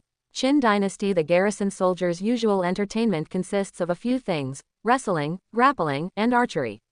But wrestling and grappling are prone to injury, so they can't take that risk now. Archery uses up a lot of arrows, so that's out of the question too. We need to find some safe, resource-efficient activities that can get most people involved. During the midday break the next day, I started wandering around the camp. Walking past the stables, I saw several teenagers drawing hopscotch squares on the ground with pebbles. The rules were simple: draw 5 squares, kick a pebble with 1 foot, and hop in order, without stepping on the lines or touching the ground. This gave me inspiration. After finishing work in the afternoon, I gathered old Bangzi, Xuanzi, Big Ox, and a few garrison soldiers who are usually well liked for a short meeting.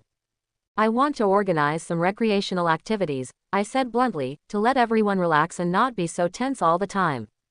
What event? Big Ox asked. A game, I said, simple, no weapons, no effort, everyone can play together. For example, I thought for a moment, for example, pitch pot. I know the game of pitch pot, tuhu, an ancient game played at banquets where arrows were thrown into a pot. We don't have quivers, but we can use other things instead. Use wooden sticks instead of arrows, and earthenware pots instead of jugs, I said. Stand far away and throw. If you hit the target, you'll score. What's the point? A young garrison soldier's nicknamed Go scoffed. It's more fun to wrestle. Wrestling can cause injuries, I said. We can't afford to get injured now. Pitch pot is all about accuracy, it doesn't take much physical effort, and it even helps with eyesight, which is good for archery. This reason convinced them. Training their eyesight was linked to preparations for war, and it also made things easier to explain to Scarface. We got right to work. We found a dozen or so short wooden sticks, each about the thickness of a wrist, and flattened one end to use as arrows. We also found 3 broken earthenware jars of varying sizes. The smallest was the hardest to throw at but scored the highest. The playing area was set up in the open space in the center of the camp. I drew 3 lines on the ground with charcoal: the near line, the middle line, and the far line. Throwing a small can into the near line scored 1 point, and a medium can scored 2 points. Throwing a small can into the middle line scored 2 points, and a medium can scored 3 points. Throwing a small can into the far line scored 3 points, and a medium can scored 5 points. The large can was the easiest, but only worth 1 point, to encourage everyone to take on the challenge. Once the rules were set, I asked Xuanzi to go and call people. At first, the garrison soldiers weren't very enthusiastic, gathering in small groups to watch the spectacle. Big Ox volunteered to be the first to try. He stood close to the line, aimed at the smallest jar, and the stick slipped from his hand, clang, striking the rim of the jar and bouncing away. Hey, Big Ox was not convinced and tried again. This time it won, but it went into a large container. 1 point, I shouted. With a point secured, the atmosphere became a bit more lively. Go took the stage. Young and sharp-eyed, he stood in the center, aimed at the middle can, and drew an arc with his stick, plop, hitting the rim of the can perfectly. 3 points. The onlookers began to cheer. Then more people joined in. Dark Skin came too. He was strong, but his aim was terrible, hitting the rim of the can 3 times in a row. Someone laughed, but Dark Skin wasn't bothered. He scratched his head and said, "This thing is harder than wrestling." Old Bangsy was squatting to one side, puffing on his tobacco. I walked over and said, "Why don't you give it a try?" "I'm getting old, my eyesight is failing," Old Bangsy said. "You guys have fun." But as he watched, he stood up and asked for a wooden stick. Without standing in line, he just tossed it aside. The stick spun twice in the air and landed in the middle of the container with a clink. The entire room fell silent for a second. "Old Bangsy is a master of disguise," someone exclaimed. Old Bangsy waved his hand and squatted back down, but the corners of his mouth were turned up. After playing pitch pot for half an hour, the atmosphere was completely heated. Those who scored high were beaming with pride, while those who scored low were clamoring to play again. I took the opportunity to introduce the second game, a modified version of hopscotch. This isn't the kind for kids, it's an adult version. Draw larger squares on the ground, write numbers in the squares, and hop on one foot, kicking stones to move through the squares in order. An additional rule has been added. When you land on a square, you have to complete a task, such as imitating an animal sound, answering a question, or performing an action. "What is this thing?" someone asked. "Practice your balance," I said. "You can't stand still in battle." This reason is also related to war preparations. The game begins. The first to go is a skinny garrison soldier's nicknamed Monkey. He's agile and easily jumps to the third square. The task written on the square is, imitate a horse's neigh. The monkey hesitated for a moment, then forced a 2-part hiss, sounding more like a leaky worm than a horse. Everyone burst into laughter. The second one is Big Ox. Jump to the 5th square. The task is, tell me the most embarrassing thing that ever happened to you. Big Ox scratched his head. When I was a kid, I stole a chicken from my neighbor's house and was chased by a dog for 3 blocks. My pants even fell off. The laughter grew even louder. When it was Dark Skin's turn, he jumped to the 7th square. His task was to praise the person on the left 3 times. The one standing on the left is Ergo. Dark Skin hesitated for a long time before saying, You have big eyes. You're pretty good at pitch pot. Your clothes aren't torn." Ergo laughed. "Thanks." The atmosphere became increasingly relaxed.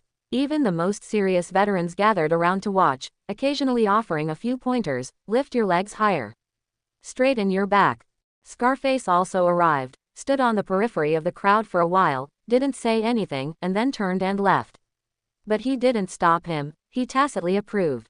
They played until almost sunset before reluctantly parting ways. On the way back, the garrison soldiers were still discussing the games they had just played. "I'm definitely going to put it in that little jar tomorrow." "That's nothing. I'm going to hop across the entire grid." The way Dark Skin compliments people makes me laugh for a year. At dinner time, the atmosphere at the campsite was noticeably different. Some people imitated monkeys neighing like horses, while others recounted Big Ox's embarrassing moments, with bursts of laughter following one after another. Even Old Ginger's hands moved a little faster when ladling porridge, giving an extra half-spoonful. Back in the earthen house, Xuanzi lay down on the straw mat and let out a long sigh. "Today was really great." I lay down too, relaxing my whole body. "Xiao Fan," Xuanzi said in the darkness, "where did you come up with all this?" "I played something similar when I was a kid," I said casually. "Your kids have such fancy games," Xuanzi said. I didn't reply. What I was thinking was that these simple games, which would have been rendered obsolete by video games in modern society, had become a magical treasure for Chi here. Happiness can be so simple. A wooden stick, a pottery jar, and a few compartments. It allows people to temporarily forget the powerful enemies outside, forget about life and death tomorrow, and forget all the suffering and exhaustion. Even if it's only for 1 hour. That's enough. The game continued the next day. This time, I didn't need to organize it. The garrison soldiers spontaneously gathered in the open space, drew lines themselves, and found jars on their own. Someone even invented a new way to play. 2 people would throw at each other to see who could score higher. Scarface came to check again, this time standing closer. After watching for a while, he walked over to me and asked, "This game, can it train your eyesight?" "Yes," I said. "Pitch pot trains accuracy, and hopscotch trains balance. These are all useful in war." Scarface nodded. "Just don't let it interfere with important business." Clear. He didn't say anything more, but in the following days, he adjusted the training content. The mornings continued as usual, but an extra 15 minutes of play time was added in the afternoons. Although he didn't say why, everyone understood. The games became more varied. Some people wove balls out of rattan and played a game similar to Cuju, ancient Chinese football. Others played a simple game of chess with pebbles. Although it was crude, everyone played with great enthusiasm. I noticed that the relationships among the garrison soldiers were also changing through the game. The minor frictions caused by resource shortages and preparation pressure had decreased, and cooperation between them had increased. Darkskin and Ergo even teamed up for pitching, with one responsible for securing points close to the line and the other for aiming for high scores from the distance. "That's called teamwork," I explained to Xuanzi. 1 + 1 is greater than 2. "What's greater than 2? Xuanzi didn't understand. "The two of them together are more powerful than the two of them combined." Xuanzi pondered for a moment and nodded. "That makes sense. Life at the border remains tough. The Macedonia people are still outside. The city walls still need repair, the arrows still need sharpening, and the night patrols still need to continue. But at least, during those brief days of play each day, the garrison soldiers can laugh, shout, and temporarily forget that they are waiting to die. That's enough." Before the wooden sticks for the pitch pot game could be put away, there was new activity from the enemy camp. Every morning or evening, small groups of Macedonia cavalry or light infantry would leave their camp and wander the Gobi Desert. These groups were few in number, ranging from 3 to 5 riders to a dozen or so, and they would not go far, circling the area before returning. The first to spot them was old Bangzi. That morning, as usual, he went to check the rabbit snares he had set up and saw 3 Macedonia cavalrymen trotting slowly near the riverbed in the distance. The horses were fine, much more spirited than the old ones in the camp, with glossy coats and swift, powerful strides. The cavalrymen wore light leather armor, carried bows on their backs, and had short swords at their waists. Old Bangzi lay hidden behind a clump of withered bushes, watching them stop at the edge of the riverbed, dismount, and squat down to examine something. After watching for a while, he mounted his horse and leisurely returned to camp. "They're looking at the pit we dug," old Bangzi whispered to me at dinner. "They're too far away to see the details, but they can tell there's something there." "Then what?" "And that was it," old Bangzi said. He looked around and left, without getting close or probing, just like he was strolling through his own backyard. This news gave me the creeps.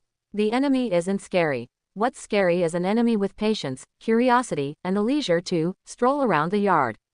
The next day, it was Xuanzi and my turn to patrol the eastern section.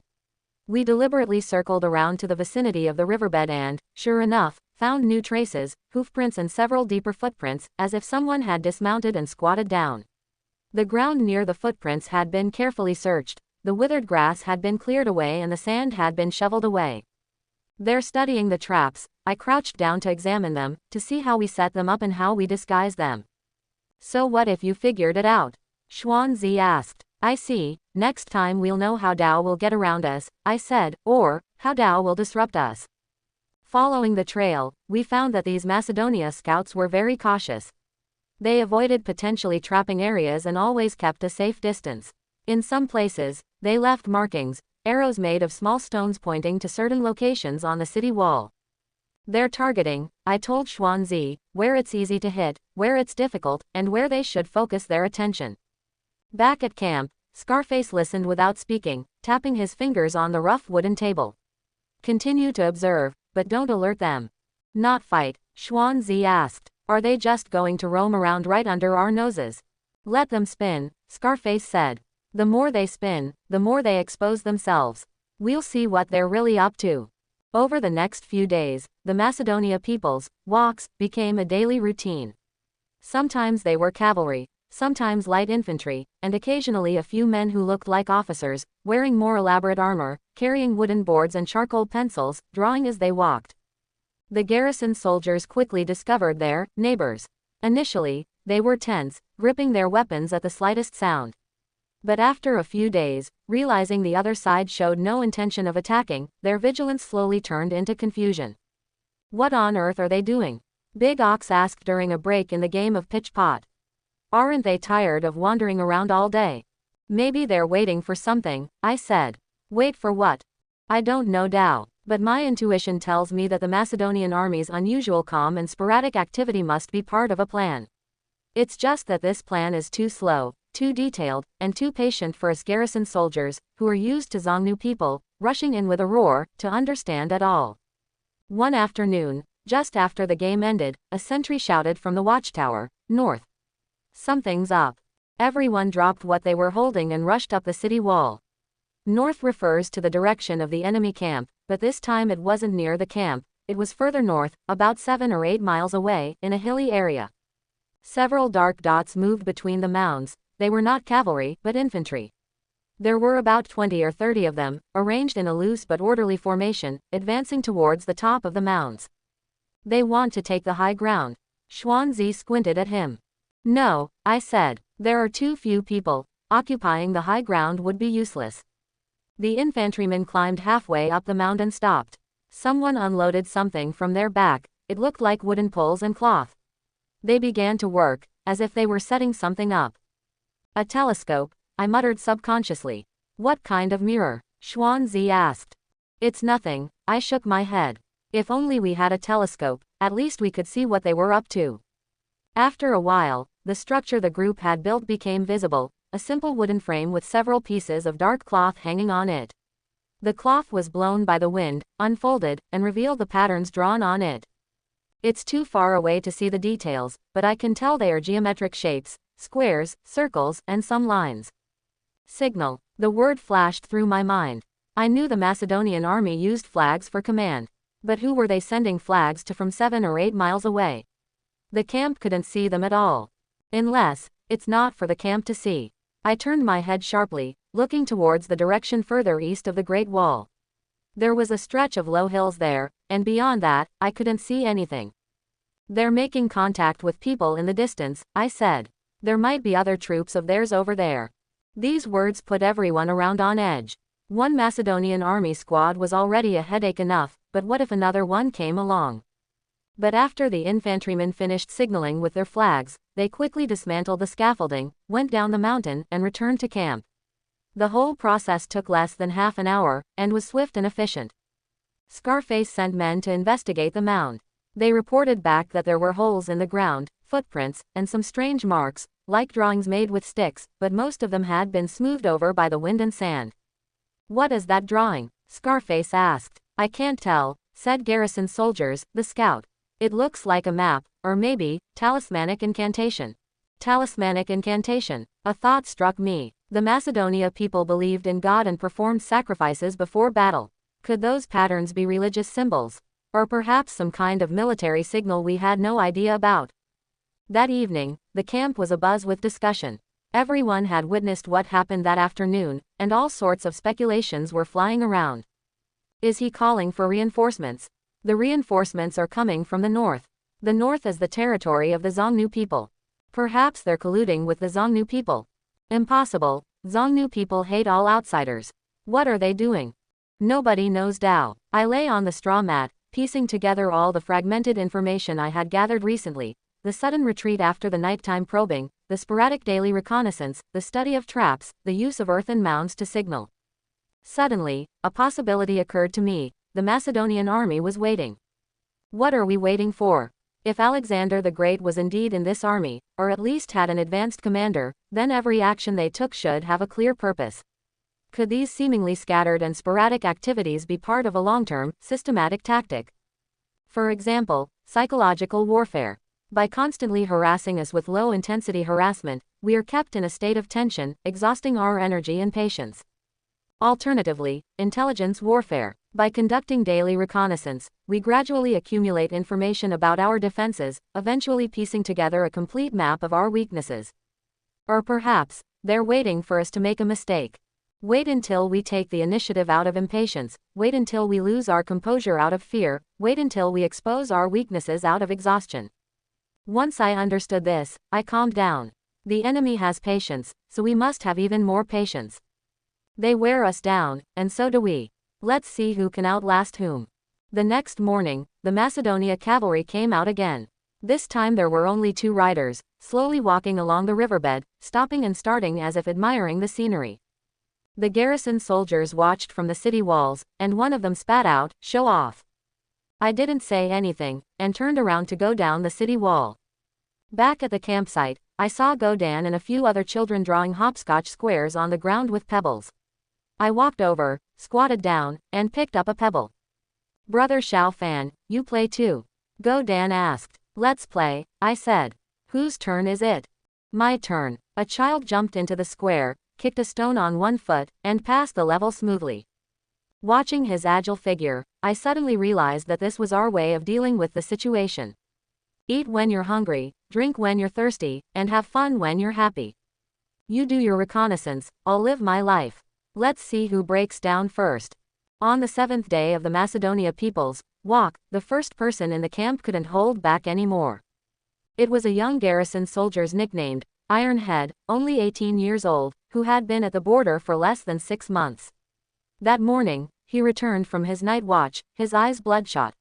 He threw his crossbow into the corner, buried his head in his hands, and squatted on the ground, repeatedly muttering, "They're coming, they're definitely coming." No one laughed at him. Because everyone was carrying the same thought in their minds, the Macedonia's slow, unhurried torment was more agonizing than a direct charge.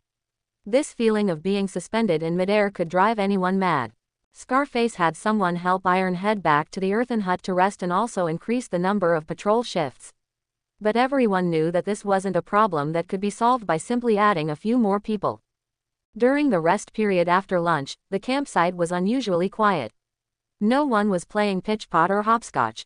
Even Big Ox, who was usually the most boisterous, was squatting listlessly by the wall, scratching the ground with a stick. As I watched this scene, a phrase that used to be popular in my old company suddenly popped into my head: "If you're not going to die from exhaustion, then exhaust yourself to the death." At the time, I thought it was toxic motivational talk, but now that I think about it, life at the border is the same. If you're not going to die from exhaustion, then exhaust yourself to the death. But simply enduring it isn't enough, we need to find a reason for enduring it. I stood up, dusted myself off, and walked to the center of the open space. "Brothers," I began, my voice not loud, but loud enough for everyone around to hear, "I have a question." The garrison soldiers looked up at me, their eyes weary. "Why did we come to the border?" I asked. "It's war." Then, someone muttered. "Who are you going to hit?" "Fight the enemy." "What is the enemy doing now?" No one spoke. "The enemy is taking a stroll," I continued, strolling around, studying our pits, and waving flags on the mounds. "They're not in a hurry, not flustered, just like they're at a temple fair." "What are you trying to say?" Dark Skin asked. "I want to say," I cleared my throat, "that we're taking this too seriously." These words drew a number of puzzled looks. "What I mean is," I explained, "we're taking this war too seriously. We're thinking about when they'll come, how we'll fight them, whether we can win. The more we think about it, the more panicked and exhausted we become." "So you can win just by not thinking about it?" Go asked. "I don't want to win," I said. "I want to survive." Go. Xuanzi didn't understand. Go, not a dog, but a scoundrel. I wrote the character, Go, crookedly on the ground with a twig. Of course, it was a simplified character, which people in the Qin dynasty wouldn't understand, but I understood the meaning. Go means, to live a life of mere survival, to live one day at a time, to live until the very end.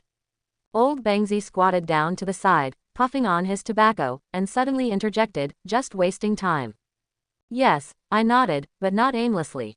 It's about being strategic and methodical, surviving the longest possible time with minimal cost. Big Ox scratched his head. "Isn't this just being afraid of dying?" "So what if you're afraid of death?" I retorted. "Who isn't afraid of death? Aren't those Macedonia people afraid of death?" "I think they are too, otherwise they would have charged in long ago." This statement is a bit of a fallacy, but it's so fallacy that it's impossible to refute it. "So tell me, how do we survive?"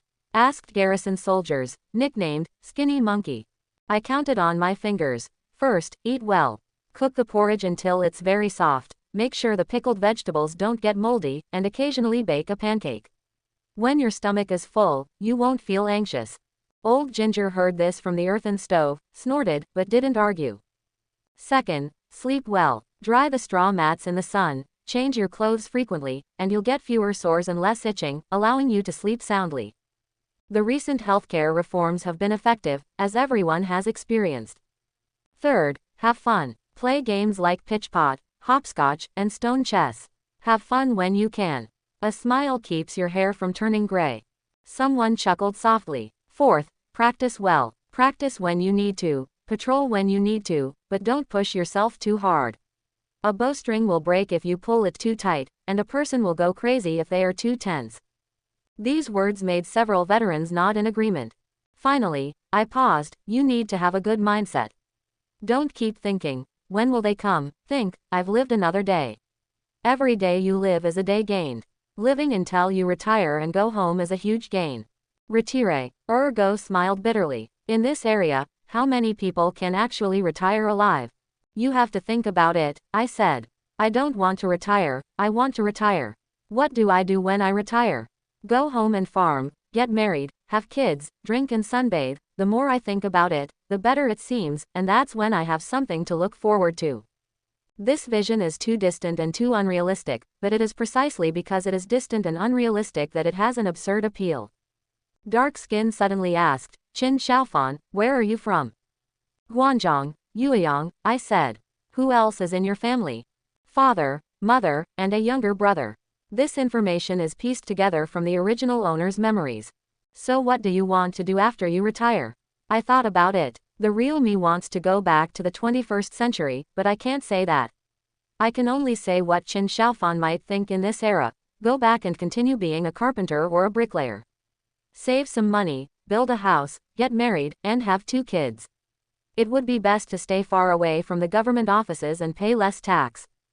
This answer was so ordinary and commonplace that it resonated with the garrison soldiers. I want to go back to farming, Xuanzi said. My family has 5 mu of land where we grow millet and beans and raise 2 chickens. During the off-season, I go to the county town to do odd jobs and earn some money for salt. I want to open a small shop, Big Ox said, to sell meat so I can eat meat every day. I want to. Ergo hesitated for a moment. I want to learn to read and write, become a minor official, and not have to be a soldier anymore. Each wish was simpler and more humble than the last. But when they spoke them, a light shone in everyone's eyes, a light that allowed them to temporarily forget their current predicament and look towards the distant future. Old Bangzi knocked off the tobacco leaves and slowly began. When I was young, I also thought about what I would do after retiring. Later I realized that thinking too much was useless. But not thinking was even more useless. He stood up, dusted himself off, and said, that kid's right. We have to fight, but we also have to live. We can't stop eating just because the enemy is taking a break. This statement set the tone. Over the next few days, the survival philosophy quietly spread throughout the camp. The way the garrison soldiers greeted each other changed. It used to be, how was your day? The current question is, did you manage to survive today? The answer was, we survived. Or, I almost couldn't hold on, but thinking about the good life after retirement, I held on.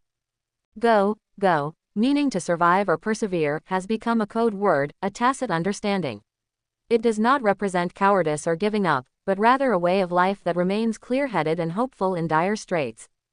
The Macedonia cavalry still patrolled every day, but the garrison soldiers looked at them differently. Before, it was wary and anxious, now it was a hint of pity. Look at those 2 on horseback, Big Ox said, pointing to 2 leisurely Macedonia cavalrymen in the distance. They're still wandering around in this heat. Aren't they tired?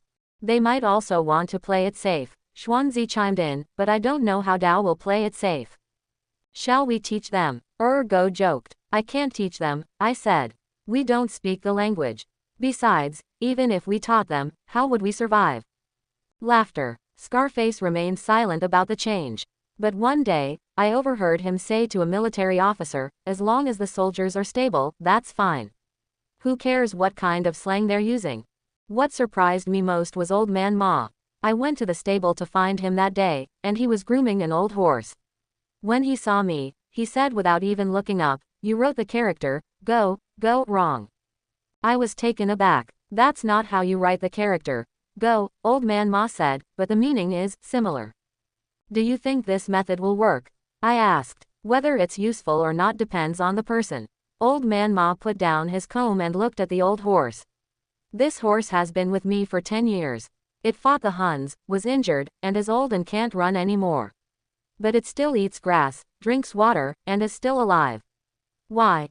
Why? Because it doesn't know what retirement means to Tao, Old Man Ma said. It only knows that Tao has grass to eat today, so it's alive today. As for tomorrow, we'll talk about it tomorrow. He patted the horse's neck. That's go. I suddenly realized that Old Man Ma understood the true meaning of survival better than I did. As I left the stables, the sun was setting. In the distance, wisps of smoke rose from the enemy camp, and several Macedonia cavalrymen were slowly making their way back. I stood at the entrance of the camp, looking at the blood-red sunset, and suddenly felt very calm.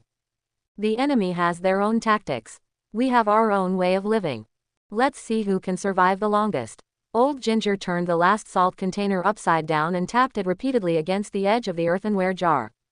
Only a thin layer of white foam, mixed with dust, was produced when it fell into the millet porridge, making it impossible to taste anything. It's all gone. He put the empty jar on the ground, his voice dry and monotone. The salt is completely gone. The garrison soldiers gathered around the earthen stove were stunned. The porridge ladles hovered in midair, the bowls were held in their hands, and everyone stared at the empty jar as if it were some ominous object. The salt is gone. At the border, this is worse than running out of arrows.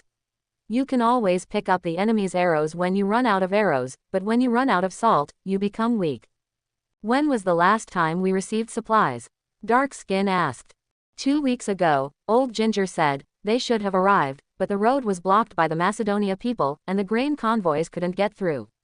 What should we do then? Urgo asked, holding a bowl of porridge that had gone cold. The unsalted millet porridge tasted like muddy water. We'll use it sparingly, Big Ox muttered. It's not like we haven't run out before. Save. Old Ginger glared at him. Tell me how to save. This jar of salt is meant to feed 200 people. It was only supposed to last half a month. Now that it's lasted 3 more days, we're already being very frugal. The atmosphere suddenly became tense. This wasn't the first time supplies had been scarce. They'd been short of everything before. But salt was different. Without salt, people lacked strength, wounds healed slowly, and even pickling vegetables was impossible. Pickled vegetables were the only side dish the garrison soldiers had besides corn. Without them, they could only drink porridge, and even with a full stomach, their hearts would race. I crouched in the corner, my mind racing. Modern people always talk about firewood, rice, oil, and salt, but it wasn't until ancient times that we realized salt was truly a matter of life and death. During the Qin dynasty, salt and iron were state monopolies, and the salt from garrison soldiers was rationed. A supply disruption meant difficulties for the higher-ups as well. Does Scar know Tao? Xuanzi asked softly. I know, Old Ginger said. I reported it this morning. He said, wait a minute. Wait for what? Dark Skin's voice rose. Wait until we're all crippled, and the Macedonia can't even draw their crossbows when they attack. These words struck a nerve with everyone. Just then, Scarface walked over from Watchtower. He looked unwell, with dark circles under his eyes, clearly having not slept well. I know about the salt, he said, his voice hoarse. I've already sent someone to borrow some from Tunpu, 30 miles away, but it will take at least 3 days to go back and forth. 3 days, someone shouted. 3 days without salt. What are we even doing guarding this place for? Then what do you suggest we do? Scarface turned his head, his gaze sweeping over the man, who then shut up. Scarface looked at Old Ginger. How much edible pickled vegetable is left? The last 2 jars, Old Ginger said, are enough for 2 days, if we eat them sparingly. Then we'll eat for 2 days, Scarface said. The salt will arrive in 3 days. What if it doesn't come? Dark Skin asked. Scarface didn't answer. He didn't need to answer. If he couldn't find a solution, he'd have to think of something else. But what solution? He couldn't exactly go and steal salt from the Macedonia camp, could he? The crowd dispersed, but the resentment lingered. I held the bowl of tasteless porridge, forcing myself to drink a few mouthfuls, my stomach churning with acid. Xuanzi squatted beside me, her face contorted in a grimace. Xiao Fan, do you think we'll really run out of salt? No, I said. How do you know Dao? Because we can't live without salt, I said. Scar knows that better than we do. But even so, he wasn't entirely sure. Scarface understood, but what could he do? Unless. I suddenly remembered a documentary I watched before, about how the ancient garrison soldiers survived. It mentioned that in some places, they extracted salt from plants or minerals. Are there any salt-bearing plants in the Gobi Desert? Or are there any saline alkali lands? I kept thinking about this while we were repairing the city wall this afternoon. Big Ox and Schwanzi were tamping the earth next to me, and neither of them seemed very energetic. Without salt, I have no energy to work, Big Ox said. All you do is eat, Schwanzi said. We're out of salt and medicine. If we get hurt and the wound festers, that would be fatal. This reminded me, salt was an important disinfectant in ancient times, although its effect was limited, it was better than nothing. We should now use the saline solution used to clean wounds in the wounded soldiers' camp sparingly. After finishing work, I didn't go back to the mud house, but went straight to the stable to find Old Man Ma. He was feeding an old horse, and when he saw me, he didn't even look up. About the salt. I said, Uncle Ma, do you know where there's any saline land around Dao? Or are there any plants that taste salty? Old Man Ma stopped what he was doing and thought for a moment. Go west, cross the dry riverbed, there's a patch of white land, the soil is bitter, nothing can be grown there. Does that count? Yes. My eyes lit up. How far? It's 20 li round trip, Old Man Ma said, but that's open field, with no cover, and it's easy to run into Macedonia patrols. Are there many people going? Not much, Old Man Ma said. The soil is poisonous, livestock get diarrhea from eating it. Years ago, someone scraped the soil and boiled it to extract a little salt, but it was wasteful of firewood and tasted bitter. As long as we can get salt out, I said. A little bitterness is better than nothing. Old Man Ma glanced at me. You want to go? I want to give it a try, I said. I can't just sit here and wait. Scarface won't agree, Old Man Ma said. It's not worth risking your life for a little bit of bitter salt. What if we don't send anyone? An idea popped into my head. Old Man Ma frowned. If we don't send anyone, will the salt just grow legs and run over by itself? No, I said, we can borrow some from the Macedonia people. Old Man Ma looked at me like I was crazy. I quickly explained, it's not a real loan. You see, the Macedonia people also need salt, and their supply lines are longer than ours, so they must be carrying more salt. But they also need to bring it in from outside. Could we intercept their supply convoys? Old Man Ma was silent for a moment, then shook his head. Too risky. Their supply convoy has guards, we can't defeat them if we have too few men, and we can't spare any if we have too many. Scarface won't agree. This won't work, that won't work. I'm starting to feel frustrated. Back at camp, it was already dark. Dinner was still tasteless porridge, but Old Ginger brought out the 2 jars of pickled vegetables and gave each person a small chopstickful. It really was a small chopstickful, the size of a fingernail, enough to savor for a long time. Eat sparingly, Old Ginger said, there won't be any left tomorrow. The garrison soldiers ate in silence, no one spoke. That silence was more terrifying than complaints, like something was slowly fermenting underneath. Lying on my straw mat that night, I tossed and turned, unable to sleep. If the salt problem isn't solved, the city will collapse in less than 3 days. Then, forget about defending the city, internal fighting will break out first. Suddenly, the sound of arguing came from outside. I got up, put on my clothes, and went outside to see what was happening.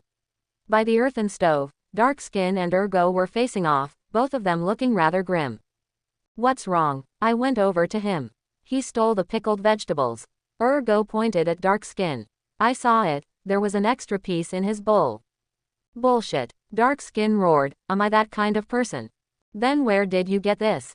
Ergo persisted. I looked and saw that Darkskin's bowl did indeed contain a piece of pickled vegetable, slightly larger than the one he had just been given. A crowd had already gathered around, their expressions varied. Darkskin's face turned bright red. This is what I saved up yesterday. I didn't want to eat it, so I saved it until today. Who would believe that? Ergo said. Everyone's short of supplies, but you're the only one saving money. How are you so capable? Seeing that they were about to fight, I quickly stepped between them. Quiet down, I said. Dark skin, is this piece of pickled vegetable really leftover from yesterday? Seriously, dark skin glared. If I stole, I'd be a son of a fool. Okay, I turned to look at Urgo. Did you see him steal it? I saw an extra piece in his bowl, Urgo said softly. If it wasn't stolen, where did it come from? Maybe old Ginger gave us too much. I said. Impossible, old Ginger interjected from the side. I divided them, one piece for each person, no more, no less. The scene froze. Everyone's eyes were fixed on the piece of pickled vegetable in Darkskin's bowl, as if it were evidence of a crime. A thought suddenly struck me. Okay, I said, Darkskin, take out this piece of pickled vegetable, and we'll divide it right here. Divide. Darkskin was taken aback. Yes, I said, cut it into small pieces, and everyone here can have a little. Since you didn't steal it, consider it a treat. If you did steal it, well, you wouldn't dare share, right? Darkskin stared at me for a few seconds, then suddenly laughed. Fine. Let's break up. I have a clear conscience. He scooped the piece of pickled vegetable from the bowl. It wasn't actually that big, about the size of a thumbnail. Old Ginger took a knife and cut it into a dozen or so pieces, each only the size of a grain of rice. But everyone present, including Urgo, received a small piece. Urgo put the piece of pickled vegetable in his mouth, smacked his lips, and looked a little embarrassed. I'm sorry, he said softly, I was in a hurry. Darkskin waved his hand without saying a word. The crowd dispersed, but I knew, this wasn't over. If a piece of pickled vegetable could spark an argument, what would happen when there was absolutely no salt left? The next morning, I found the scar. Centurion, I have a way with the salt, I said. Scarface was looking at the map, not even looking up. Speak. 2 options, I said. First, there's a salt flat 20 miles to the west where we can boil down some bitter salt. Second, Macedonia's grain convoys pass through the canyon to the north every 5 days, we can ambush them and steal some.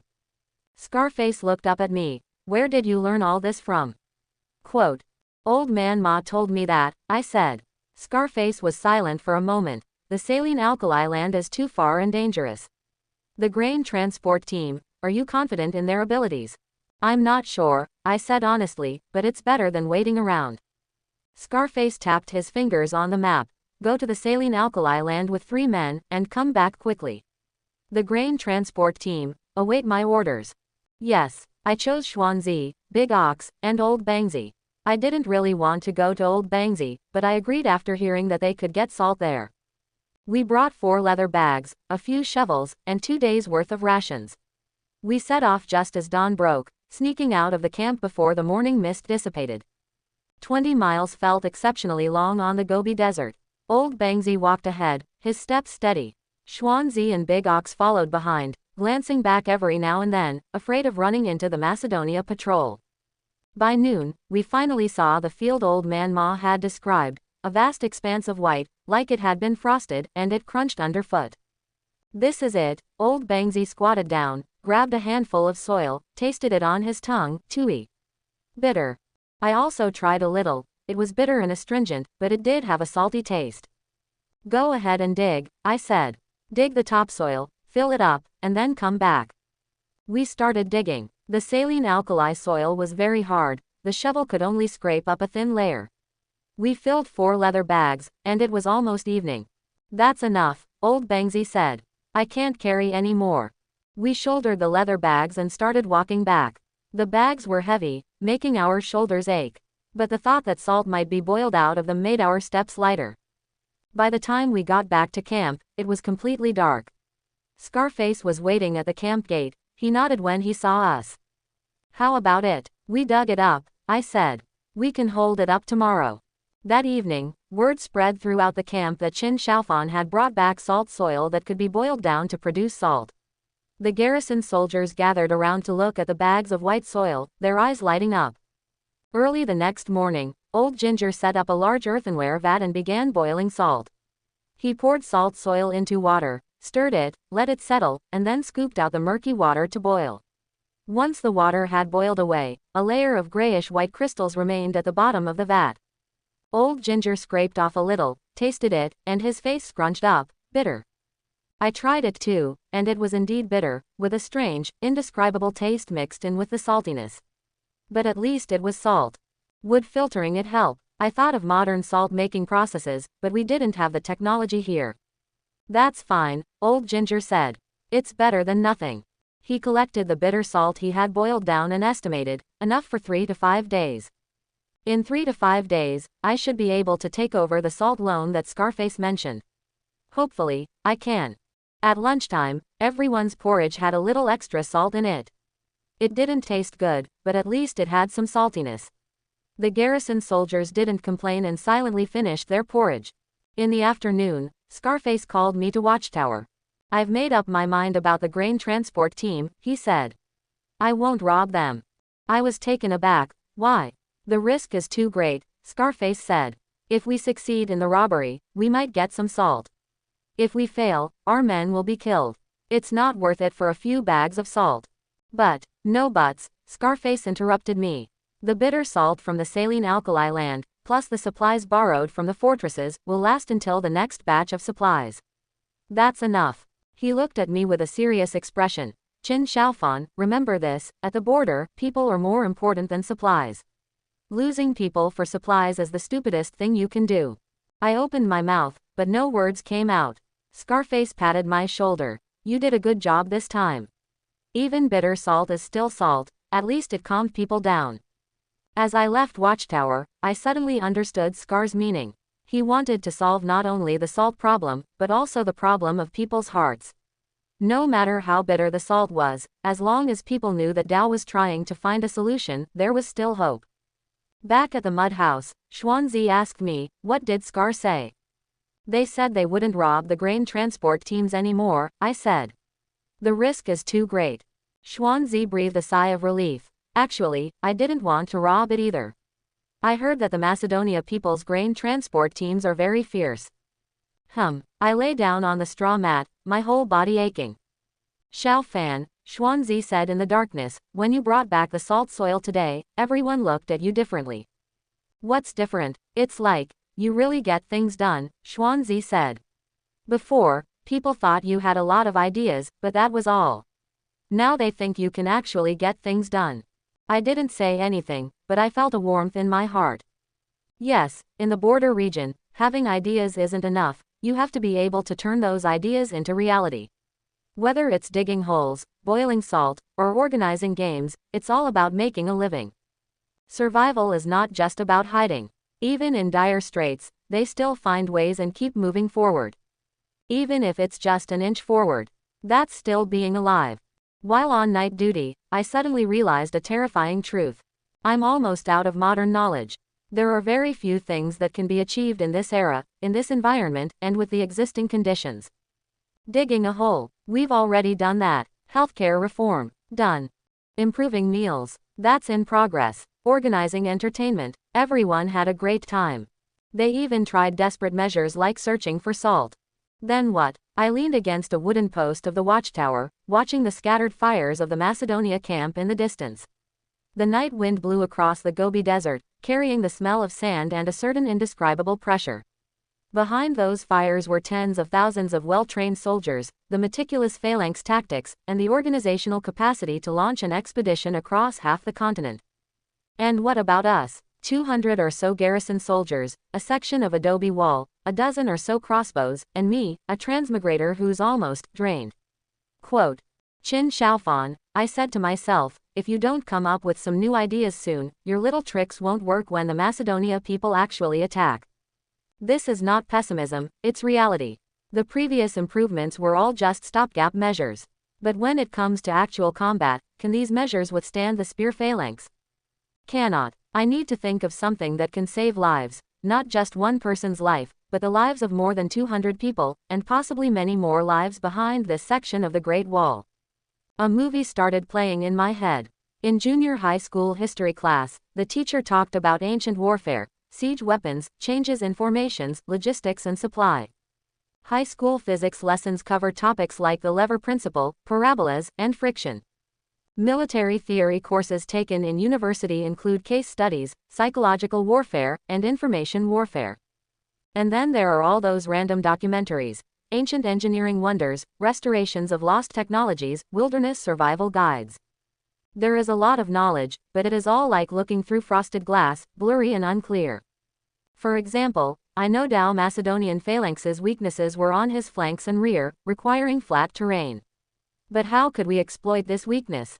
We were outnumbered, unable to engage him head-on, and lacked cavalry to flank him. For example, I know Dao the range and power of a crossbow bolt depend on the bow materials and the strength of the bowstring. But how can it be improved? These days, there's no standardized production, each crossbow is handmade, resulting in inconsistent performance. For example, I know that Dao Hart's theoretical warfare is very important. But how do I implement it? Send people to the enemy camp to spread rumors. We don't speak the language, so going there would be suicide. Every idea that emerges is immediately followed by a host of practical problems. What about materials? What about technology? What about manpower? What about time? It's like having a treasure map, but the treasure trove is buried 20,000 leagues under the sea, and all you have is a small raft. The night grew deeper. When Xuanzi came to relieve me, I was still in a daze. Xiao Fan, he nudged me. What are you thinking about? Your eyes are practically glued to the screen. I'm thinking about the future, I said. Later, Xuanzi yawned. We'll talk about the future later. Let's get through tonight first. He's right and wrong. At the border, you really have to survive tonight. But if you don't plan for the future, you might not survive until then. Back in the earthen house, everyone else was already asleep. Big Ox's snoring was deafening, old Bangzi occasionally ground his teeth, and Xuanzi soon lay down as well, his breathing becoming even. I lay on the straw mat, staring into the darkness of the roof. How long has it been since the transmigration? I can't remember. There's no calendar, no days of the week, only sunrise and sunset, only yesterday, today, and tomorrow. Time has become a vague concept, slipping through my fingers like quicksand. Right after the transmigration, all I wanted was to survive. Not to be killed by the enemy, not to be suspected by my own people, not to starve to death, not to die of disease. Like a frightened rabbit, I pricked up my ears, listening to every sound. What about now? I don't seem so afraid anymore.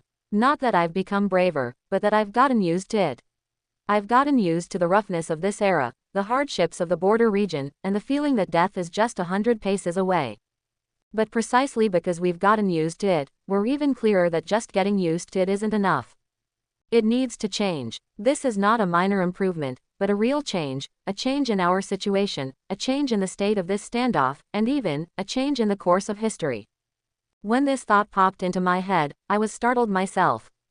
Changing history. What right do I, a garrison soldiers, have to do that? Based on my knowledge, Dao Alexander would eventually die in Babylon, Macedonia will the empire split. But history is different now. Alexander conquered China, he didn't die in Babylon, at least he's still alive. Based on my knowledge, Dao did the Qin dynasty perish after only 2 generations. But what if they had won this war? What if the first emperor of Qin had learned about the outside world? What if, would the Qin dynasty still have perished after only 2 generations? History is like a crumpled and unfolded sheet of paper, the writing on it now blurred and indistinct. I can only rely on myself, on my 21st century mind and these hands that can still work. Let's start by thinking about the most practical things. Defensive fortifications. The section of the wall we have now is made of adobe bricks, it's not high enough, nor thick enough. If the Macedonia had siege equipment, which they probably did, they could have easily broken through. How to reinforce it? Cement. Don't be ridiculous, where would you find cement these days? Using stones. The surrounding area is all Gobi Desert, and large stones would have to be transported from afar, we don't have the manpower for that. Wooden fence. We have wood, but fire prevention is a problem. After much thought, there's only one solution. Add another defensive line in front of the city walls. Not digging pits, they've already figured out that. It's setting up obstacles, like chevaux de frise, antlers, or spikes. Spikes are simple. Sharpened wooden stakes are driven diagonally into the ground to effectively hinder infantry charges. Materials are readily available, the technique is simple, and dozens can be made in one night. Okay, I'll write that down. I'll mention it to Scarface tomorrow.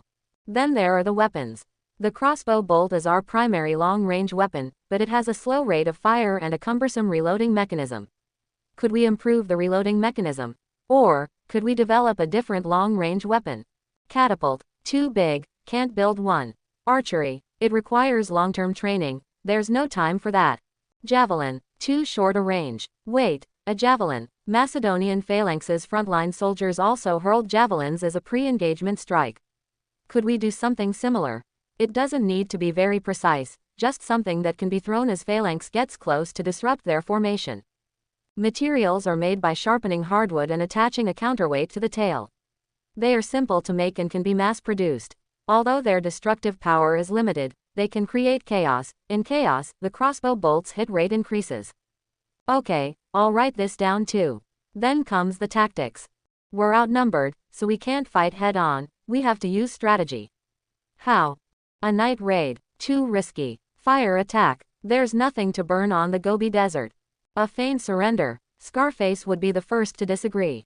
Perhaps, we could learn from guerrilla warfare. When the enemy advances, we retreat. When the enemy camps, we harass. When the enemy tires, we attack. When the enemy retreats, we pursue. Although it's a large-scale troop tactic, the core idea is, avoid direct confrontation with phalanx, and specifically target their reconnaissance teams, supply convoys, and isolated soldiers. Weaken it little by little, accumulate it little by little. But this requires SCAR's approval, and even strategic cooperation from higher levels. Am I, a garrison soldier's member, overstepping my bounds by saying this? Just then, I heard footsteps outside. Light, yet steady. Not a patrolman. A patrolman's footsteps are heavier. Nor a garrison soldier's getting up at night. A person getting up at night wouldn't be so leisurely. I quietly sat up and peeked out through the crack in the door of the earthen house. Under the moonlight, a figure slowly walked across the campsite and headed towards the watchtower. It was Scarface. He wasn't wearing armor, only an overcoat, and carrying a water pouch. He walked to the base of the watchtower, but didn't go up. Instead, he sat down against the wall. He tilted his head back, took a sip of water, and then just sat there, watching the enemy camp in the distance. What is he thinking? Were we wondering how many more days the assault could last? When would reinforcements arrive? If the Macedonia attacked tomorrow, how long could we hold out? I'm still thinking about the same question as you, how to change this situation. Suddenly I realized that scarring wasn't easy for him either. The lives of over 200 people weighed on his shoulders, orders from his superiors pressed down on his head, and the enemy's blade was at his throat. He couldn't panic, couldn't lose his composure, and couldn't even show too much anxiety. Because he was Centurion, the backbone. He knew about all my little actions before, improving the food, cleaning, organizing games, but he didn't stop me. Not because he indulged me, but because he needed them. He needed teamwork, he needed cohesion, he needed to make the garrison soldiers feel that there was still hope for the future. And what about his own hopes? I lay back down on the straw mat and continued to think. If I were Scar, what would I do? Should we hold out and wait for reinforcements? We don't know when the reinforcements will arrive. To launch a preemptive strike. With such a disparity in troop strength, it would be tantamount to suicide. Negotiations. There's a language barrier, and the Macedonia people are clearly there to fight, not to chat. It seems like no matter which option you choose, it's a dead end. Unless something changes. I am that variable, a soul that doesn't belong to this era, a transmigrator who knows the possible future direction of Tao. Although not many people know Tao, and much of this knowledge is useless, it's still better than Tao knowing nothing at all. It's like playing chess. Our opponent is a national master, and we're amateurs. But we secretly looked at the game records. Although the records are not quite the same as the current games, we at least know some basic strategies, some common traps and killing moves. That's enough. It's enough for us to hold out a little longer, enough for us to kill a few more enemies, enough for us, until the real variable appears. For example, reinforcements. For example, internal changes occurred within Macedonia. For example, Tianchi. For example, disease. For example, anything unexpected. What I want to do is not to turn the tide of the war single-handedly, that's unrealistic.